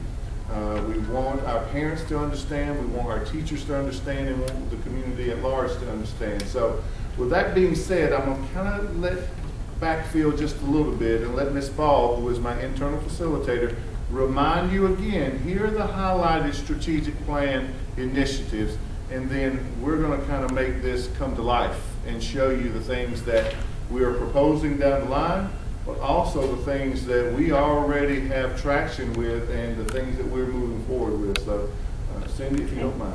Thank you, Mr. Superintendent. Okay, I just want to begin by reminding our board, and I know you've all have seen this, and I've put a strategic plan brochure in your hand so you can follow along, but I'm not going to go into all of the strategies. You can read those. You are familiar with those, I believe. I want to highlight strategy 1 because this really is what we're talking about tonight in a little more detail. Strategy 1. We will create a rigorous system of teaching and learning that empowers students to define and achieve their educational success. Now, that's not to minimize any of the other strategies, but this is really where what we're going to focus on tonight. Some key initiatives, and these are in our strategic plan. These aren't, this is what our strategic plan action committees and groups and organizing committee have all come up with to lay out. And the key initiatives are create charter schools such as International Business School, Performing Arts, STEM School 4-8, which promote enriched learning pathway experiences for students. Establish an an equitable and efficient system of school choice at each level, expand college and career readiness, create personalized learning plans that empower students to collaboratively develop academic, career, and personal goals. Some more key initiatives incorporate the integration and utilization of digital learning resources. We heard Mr. Baker bring some of that to you tonight with Rockdale Virtual Campus. Partner with local colleges and universities. Develop a K-12 curricular framework that provides structured and consistent opportunities for advanced learning. Integrate grade-specific service learning requirements into the required curriculum. Modify our graduation requirements to include community service and a capstone project for all high school students. And I will point out that the draft of the graduation rule includes some of this as well. Expand online learning opportunities. Again, Mr. Baker shared some of the future of virtual. And at this point, I'm going to ask our superintendent to share this vision. Thank you, Ms. Ball, and certainly thank you for your work in leading the strategic plan. A couple of comments before I get started. One of those mentioned local partnerships with colleges and universities. Mr. Baker and I have a meeting tomorrow with Georgia Perimeter to talk about how we can partnership and strengthen that with our particular high school. So I'll keep you updated on those conversations as we move forward. Let me first give you the context. The strategic plan, again, is a multi-year document. It's one that has driven our success for the past number of years. But it hasn't always been easy to understand. It hasn't always been easy to see how all of these pieces and parts fit together. So what we're going to try to do through some very simplistic, not simple, but simplistic terms is to show you how education, we believe, through this strategic plan, through those action steps, will change in the next 3 to 5 years. Now, again, you'll hear me at the last slide. A lot of things are predicated on timing, resources, budget, but you didn't hire a superintendent that got bogged down in how to make it happen. You wanted someone who could carry the vision that was already set out, and we've done that through our staff and our folks in the field. So let me read to you and articulate. I'm assuming, Cindy, this button does not work my PowerPoint. It does. It works on microphone. All right, here we go. You have a vision, though. I have a vision, but it's not, I don't have a mouse.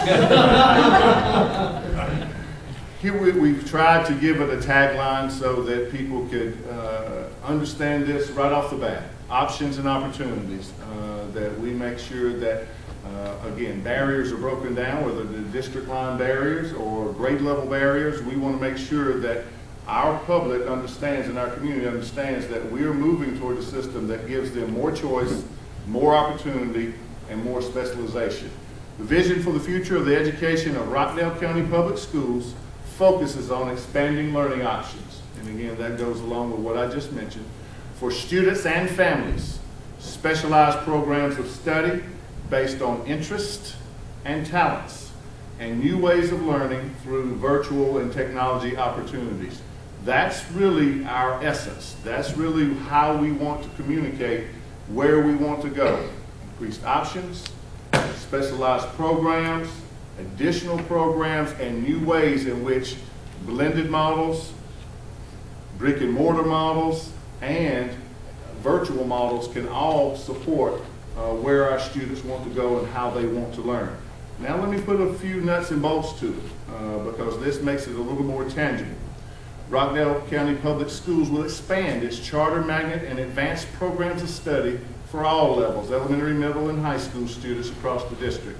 Instructional technology usage by students and teachers will be dramatically magnified through one-on-one access to tablets, laptops, and they should be and/or smartphones. I mentioned this to the advisory council Tuesday, and one of the things I told them that this is not pie in the sky right now. I will tell you that we're in the process right now of dropping 220 iPads to our teachers.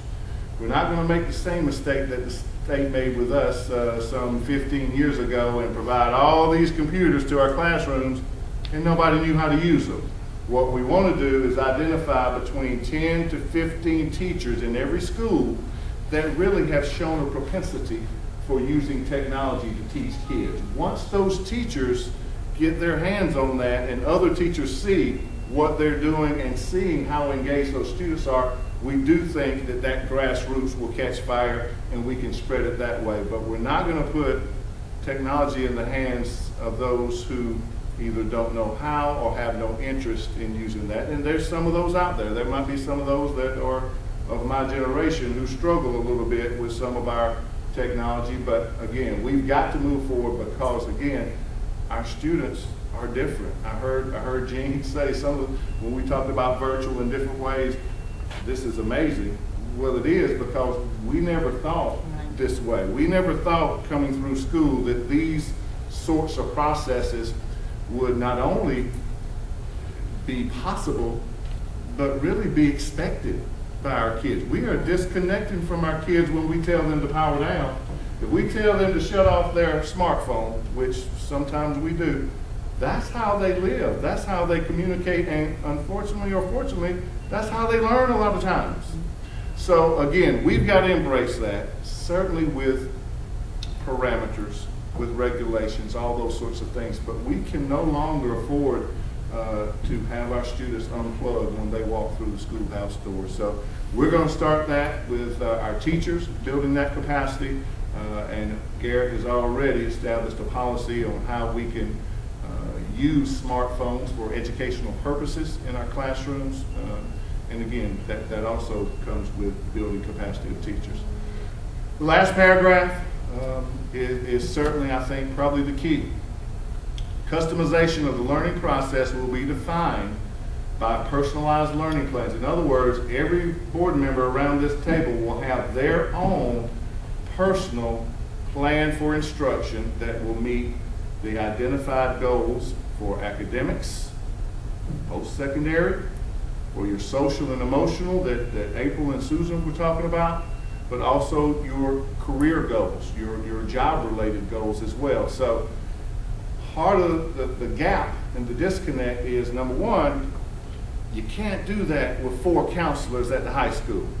You can't do that with just 4 people for 1,800 kids at the high school, or 2 or 3 counselors at the middle school. It has to be a much broader initiative where kids get touched and taught and talked to much more frequently than once every year or once every semester. So we've got to do a total reinvent of our advisement process K through 12, because I'm not just talking about high school. We're talking about it starts in elementary school. And we've got to look at how we reinvent ourselves through advisement, how we reinvent ourselves through engaging and outreaching to bring our parents in, because I will say, and I'll say for the record, none of this works unless both sides integrate and come together, and that includes parents and families.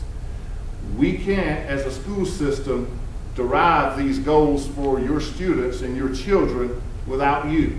And we want to make sure that parents and families, and we have a process. We're going to take the ownership, and we're going to take the burden. We're going to create a process that allows and encourages families to come into that advisement. But then, once that happens, now we also put some of that responsibility back on those caretakers as well. So again, there's a lot of work that we have to do to empower our students, to empower our families. But quite frankly, board members, we don't have a choice. We don't have a choice as we move forward these next 5 years with some huge challenges that face us. And I'm not just talking about financial challenges. There are a lot of different challenges that I think we're going to talk a little bit more about later tonight. But again, wanted to at least, and please forgive me, I'm asking forgiveness because normally I share these types of things with the board first, but I'm going to ask your forgiveness because I did have a captive audience of key community leaders at the advisory council, and I wanted to also kind of engage them and activate them, and I think through the feedback that you guys have shared with me, that is what has happened. Cindy, I'm going to hold just on this, if you don't mind. I think that's a good stopping point unless the board has any further questions, but we can go to that as we get it refined a little bit more. Jeannie, my apologies, but I just think right now, based on the conversations, that's a good stopping point for how we want to move forward and where we're going. And that's the message that we're going to communicate. And that's the message we hope that I've been taught before passes the QT test. This is not education needs. I hope that it's easy to understand, and you put it on the QT window, everybody understands at least what you're trying to communicate.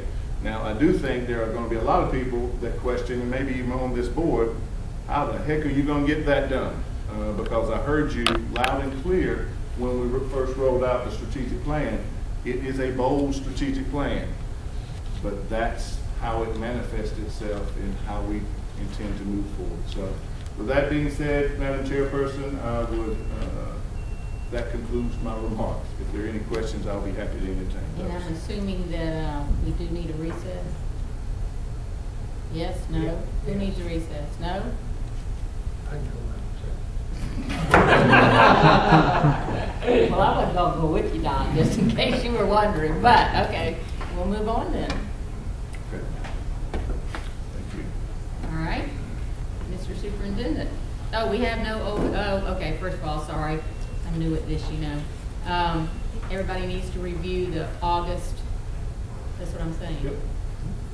August minutes. And I hope everybody has. Okay, do we have a motion? No. No, that's next week. Have no old business, no new business. Yeah, we got Like new We do have new business. Oh, yeah, the financial. I was going to skip over that, y'all. I really don't want to hear that. But okay, we're going to hear that, aren't we? Shall I move forward? Yes, you Madam shall. Vice Chair? Superintendent will recommend that the Rockdale County Board of Education approve authorization of the selection of SunTrust Robinson Humphrey for a tax anticipatory note, the TAN, of $8.5 million at a fixed rate of 0.98%. Rationale: Rockdale County Public Schools require a TAN to cover the current expenses of the school system. We've estimated the cash flows for the system and determined that a temporary loan of $8.5 million is required. The TAN will mature December 31st, 2012. Financial impact is an expense of $23,138.87. Mr. Davis, that is interest only. That is the interest on that loan, correct? That is correct. Any other comments, Mr. Davis, that support this? I would just point out there, last year we did the same thing and we were able to pay it off early. Hopefully we plan on that occurring again. So I fully expect that the expense will be less.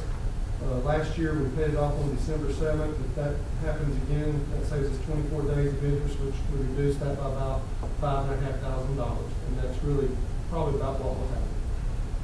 And this is the maximum that we. That is correct. If we didn't pay it till December 31st. Do we need to act on this tonight, or? Yeah. Councilor, I'm correct. We need to act on this tonight, And correct? that's what Jeff was just saying. I make the motion to approve. Second. All in favor? That's 5-4 and none opposed. Okay. Mr. Superintendent? Superintendent will recommend that the Rockdale County Board of Education adopt the proposed revision to the following policy as presented. BBBE, Board Member Compensation and Expenses. Rationale: this change is consistent with Georgia Law 1988, page 3652, establishing compensation and reimbursement for attendance at meetings of the board and for travel and meetings on official business authorized by the board. You have the draft attached, the supporting document of those changes. The bulk of those changes is the fact that the travel now is authorized by the majority vote of the Board of Education rather than solely by the board chairman. We have done this both ways in the past. Correct, Jack? I'm sorry, we have done this by authorization of and for the chair and board in the past. Well, actually, I know that to be true because when I was chair, it was an and or. I brought it to the board. So this is a more of a clarification to have this be required by the board. It is a clarification, and it is also, as I look at it, consistent with the local act that established the per diem for the board. So the way it's now recommended is consistent with that law, and that's the reason we're recommending it. Any other comments? Yes, I have a question. If this is approved, this will be approved next week, but would that be retro? In other words, if a board member has not yet gone or paid an expense, would that say it needs to come back to the board for approval? I guess Such as travel? Yeah, what I would ask is that we inquire, and if we've got some, let's get the specific facts and then decide, rather than me just giving you an opinion right out here without knowing the facts. Then that means I'm inquiring. Yeah, no, let's do it and then look. We'll make a decision. All right, and thank you both to the superintendent, to Jack, for doing that. All right, Mr. Superintendent. Superintendent will recommend that the Rockdale County Board of Education adopt the proposed revision to the following policy as presented: BCBD board meeting agendas. Rationale and revisions were needed for clarification and to be consistent with Georgia law. You have a supporting document draft, and I'll allow you to entertain that draft and enter into any discussion that you may have. On a roll, sorry guys. I've already emailed the board about this. I have no problem with this revision with the exception of one word, and that is in the second to last paragraph. I have a concern of making this a unanimous vote on an established agenda. And my reasoning for that is, at times, we have discussions that are prompted that the board wants to open up during board discussion that are prompted by the community. I don't want to see us have just anybody make a change, and I don't want it to be something that does not follow protocol, but I think there have been many times in the past that we have, as a board, taken a vote, and the majority of the board has said, yes, I'd like to add that to board discussion, or yes, I would like to add that to board business. Unanimous leaves one person in the position of stopping that. So that's a concern I have with that wording. Yes, I had the same concern because I didn't like the word unanimous either. Majority, maybe supermajority, but unanimous, and one person can drive the whole meeting in a different direction. And it's going to be a board decision, all right, but let me explain why the recommendation is being made. For some reason, I was doing something for the board, and I realized there's an error here where we had published agenda published, and so that's what we were correcting by taking that published out. Secondly, so that's what started it, right? And so I had to define when the agenda was published. And what we've done is simply said, when it goes to the media, that is when we publish. Anything before that, any board member can ask it be put on or taken off, and it can. As you know, we try to give you guys an advance notice. But once we send it to the public, we're telling the public and our media here that we've got 5 items or whatever it is. And under the law, we have to give them the agenda. When it comes time for approval, the board can either add if something is necessary to be added, or you can also distract at that time or delete at that time. So that's where we get to the first. Now, to the unanimous consent, it's been the practice over the last 30 years, that's what the board's done. And there have been a couple of cases where the board has felt that that was the appropriate way. But if the board wants a majority, the board can do a majority. So, but the board has done it by consent because, or at least my observation of that is because once the board has established agenda here tonight and start operating, just bringing up stuff, again, it should be something that's necessary according to the law. If you're going to add to it, it has to be necessary. And the board's practice has been unanimous, but practice can be changed. And let me also say, as far as deleting something, once we've approved it, it just takes a majority to table it. So really the only thing we're talking about is can we add something to the agenda?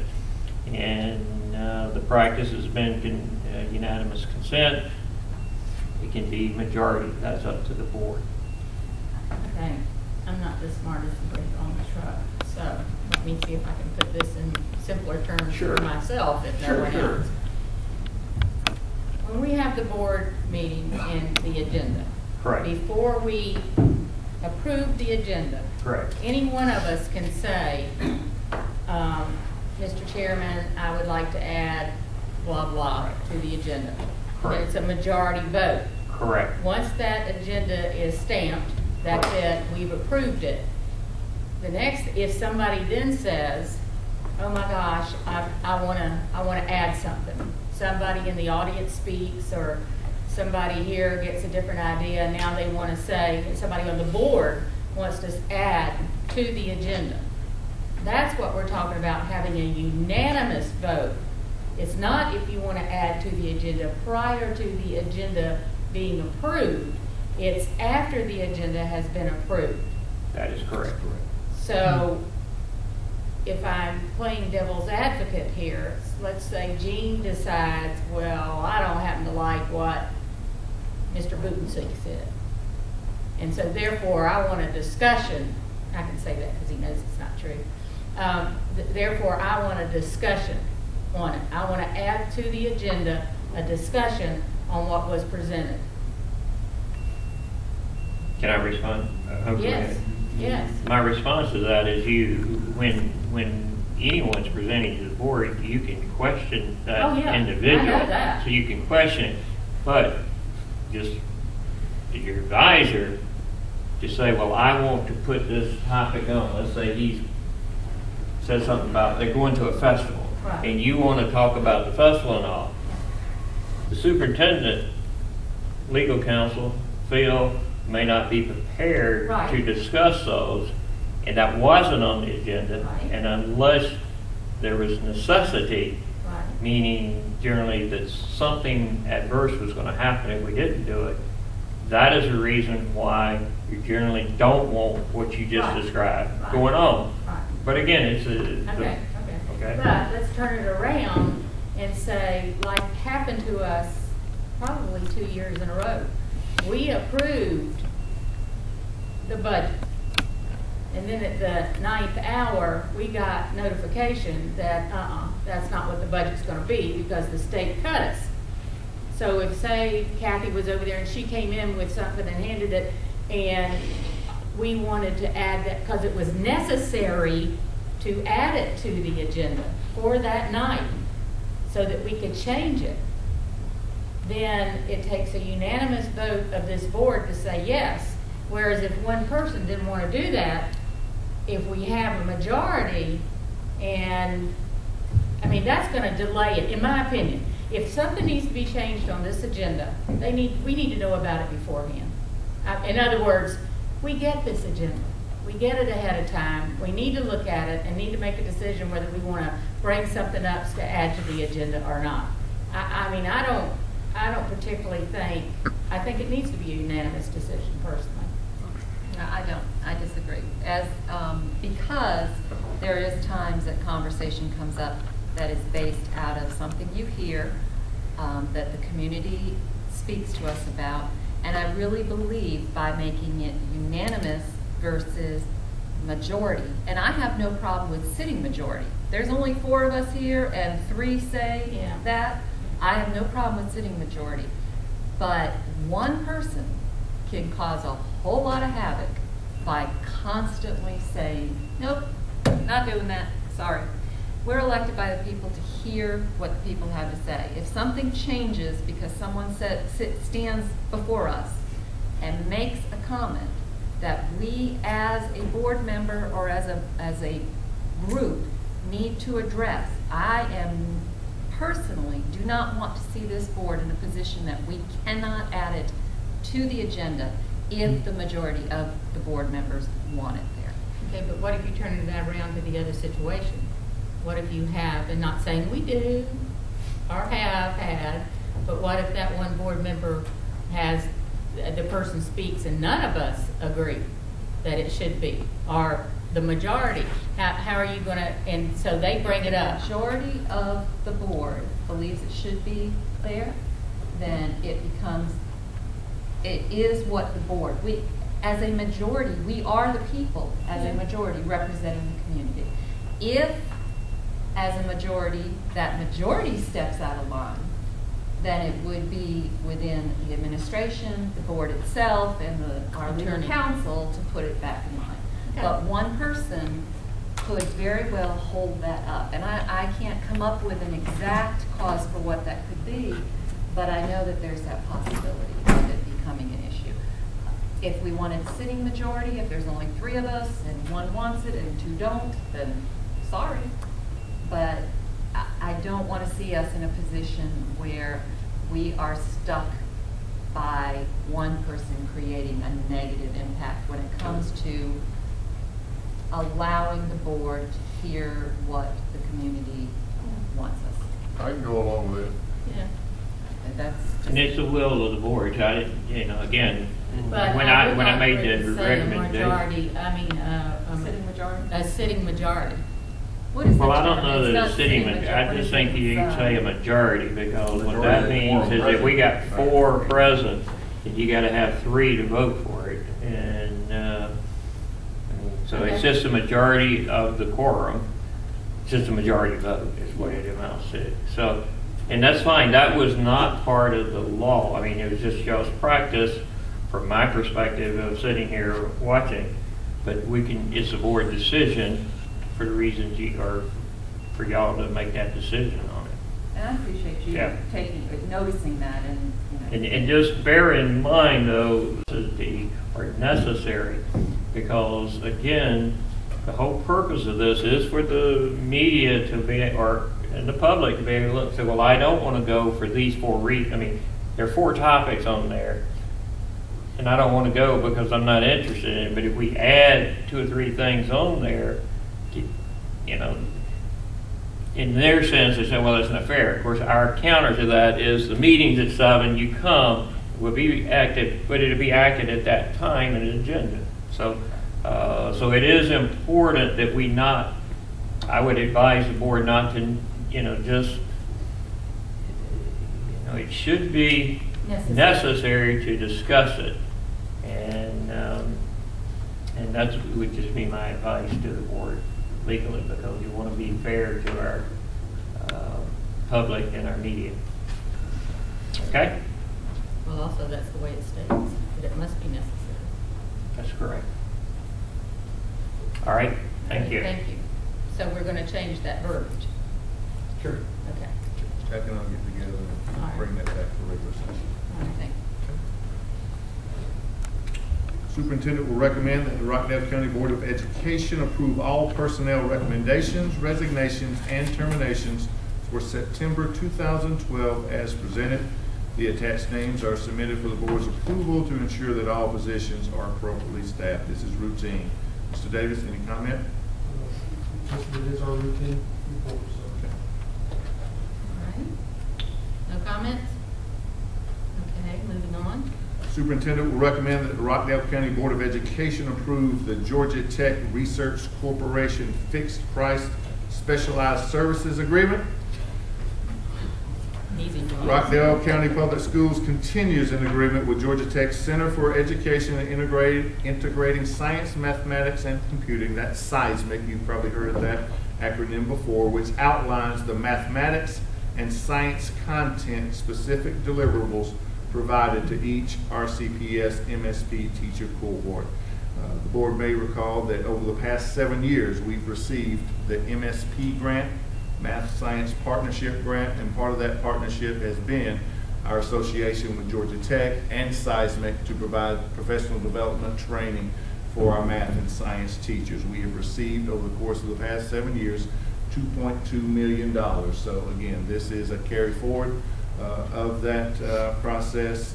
Financial impact, $204,013, funded by the Georgia Department of Education, Title II MSP grant. You do see the contract as a supporting document that has been reviewed and vetted by General Counsel. Any questions? All right. Make a motion, we have items 1 through 4 in omnibus vote for next week. Or do you want to wait and see the verbiage on the policy? Yeah, I would wait on on number that. 2? Pull that out. I can't just do one word. One, I'm 3, sorry, and 4. 1, 3, and 4. Yeah. And Yes. do item 2 separately. All right, all in favor? All right. 5, 4, none opposed. Mr. Superintendent. 10.1, I Yes. believe, is the board discussion. Yes. Ms. Yantz, I will just remind the board that that is the GSBA draft at this point in time. I've tried to contact Mr. Johnson, but you see the 3 levels of board certification from GSBA.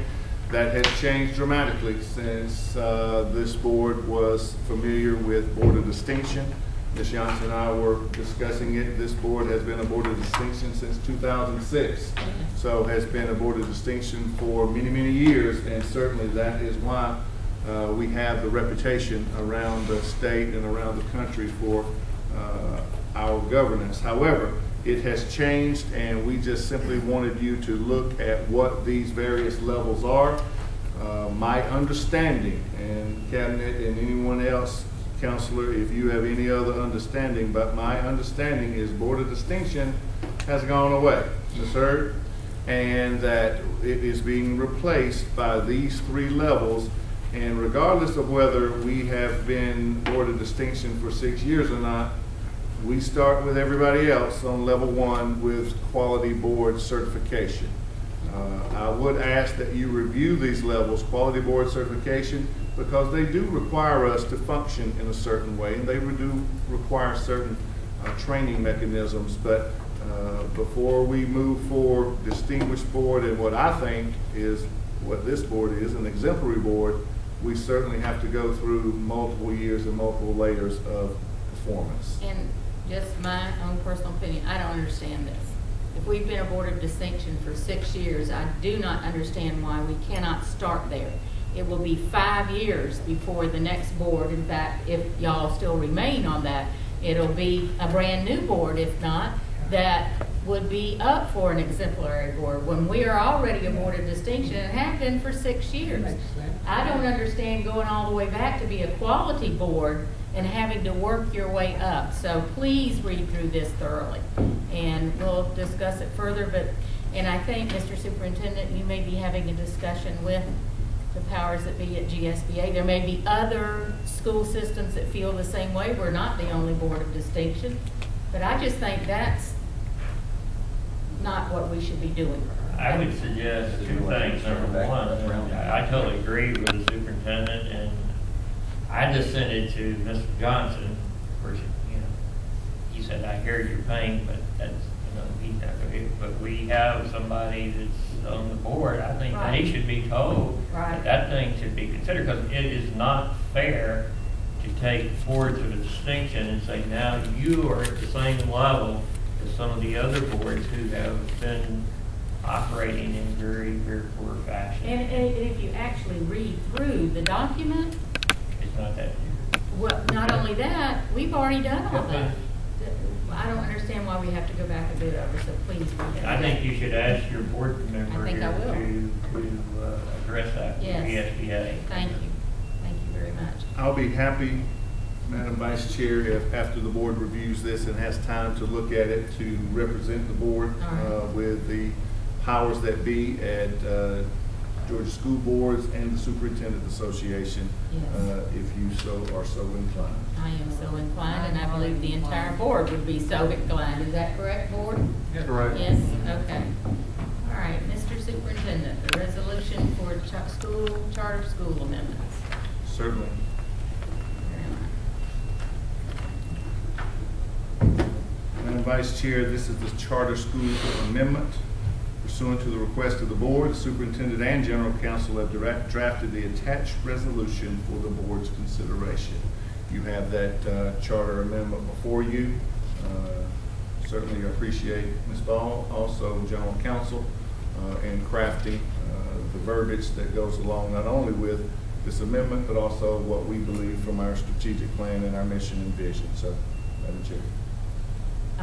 Did everybody read this thoroughly? Because I would like to act on this. I have my pen in my hand. All right. I would like It's to long overdue to be acted upon. act on this tonight, so I think it's well written. I'm calling any more discussion on this. All right. Do I hear a motion? Make a motion, we adopt the proposed resolution.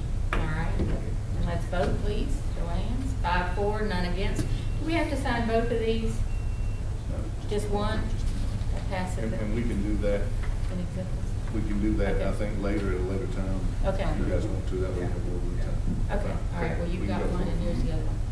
All right. Board discussion, I believe we have Mr., wait, my computer is crazy, so just a minute. I'm sorry. Board discussion. No, Yeah, I have. Oh, that's right. yes. I don't know. He did it. I don't know what it did. All right, thank you very much. Yes, Mr. McBrayer. Yeah, I had a couple things. One, I wanted to pass on a big thank you to Phil and Garrett from the athletic directors. I'm not an athletic director anymore, but I've got some buddies that still are. And they want to thank you from the bottom of their heart, because with us privatizing the custodial services, they are no longer in charge of having to pay the cleanup fee at the stadiums. And that doesn't sound like a lot, but I think it's going to save about $20,000 for athletics. So they really are appreciative of that. Second thing I wanted to bring up for consideration, not this month, but really for next month, is I know we have a policy in place for naming school facilities. We have Robert Reed Stadium, we have Charles Evans Stadiums, and we have that criteria already established. I've had several people in the community come to me about the proposition of naming Rockdale County's gym after a distinguished community leader. And I passed that on to the superintendent. Since that time, he has also received letters pretty much stating the same thing. What I would like to do, Mr. Vice Chairman, is ask for you to direct the superintendent to take the information that we have, compare it to the criteria that we have established, and see if he could make a recommendation to the board in October. That recommendation may be to name the gym after somebody, or the recommendation may be to not name it after anybody at all. All right. Any discussions on that? So, Mr. Superintendent, I'd like to make the... Understood, Madam Vice Chair. All right, And gotcha. we will bring that as an action item at the October work session. Okay. Very good. We have a meeting for executive session. Do I hear a motion? Short executive session? I don't know. Well, then I won't make a motion. Oh, get out. I'll make a motion. Thank you. Who has seconding it? I second. Thank you, Mr. McBrayer. Off we go into executive session, yes? Now we have to vote on it first. We did, I just voted. Where were you? Yes, sir.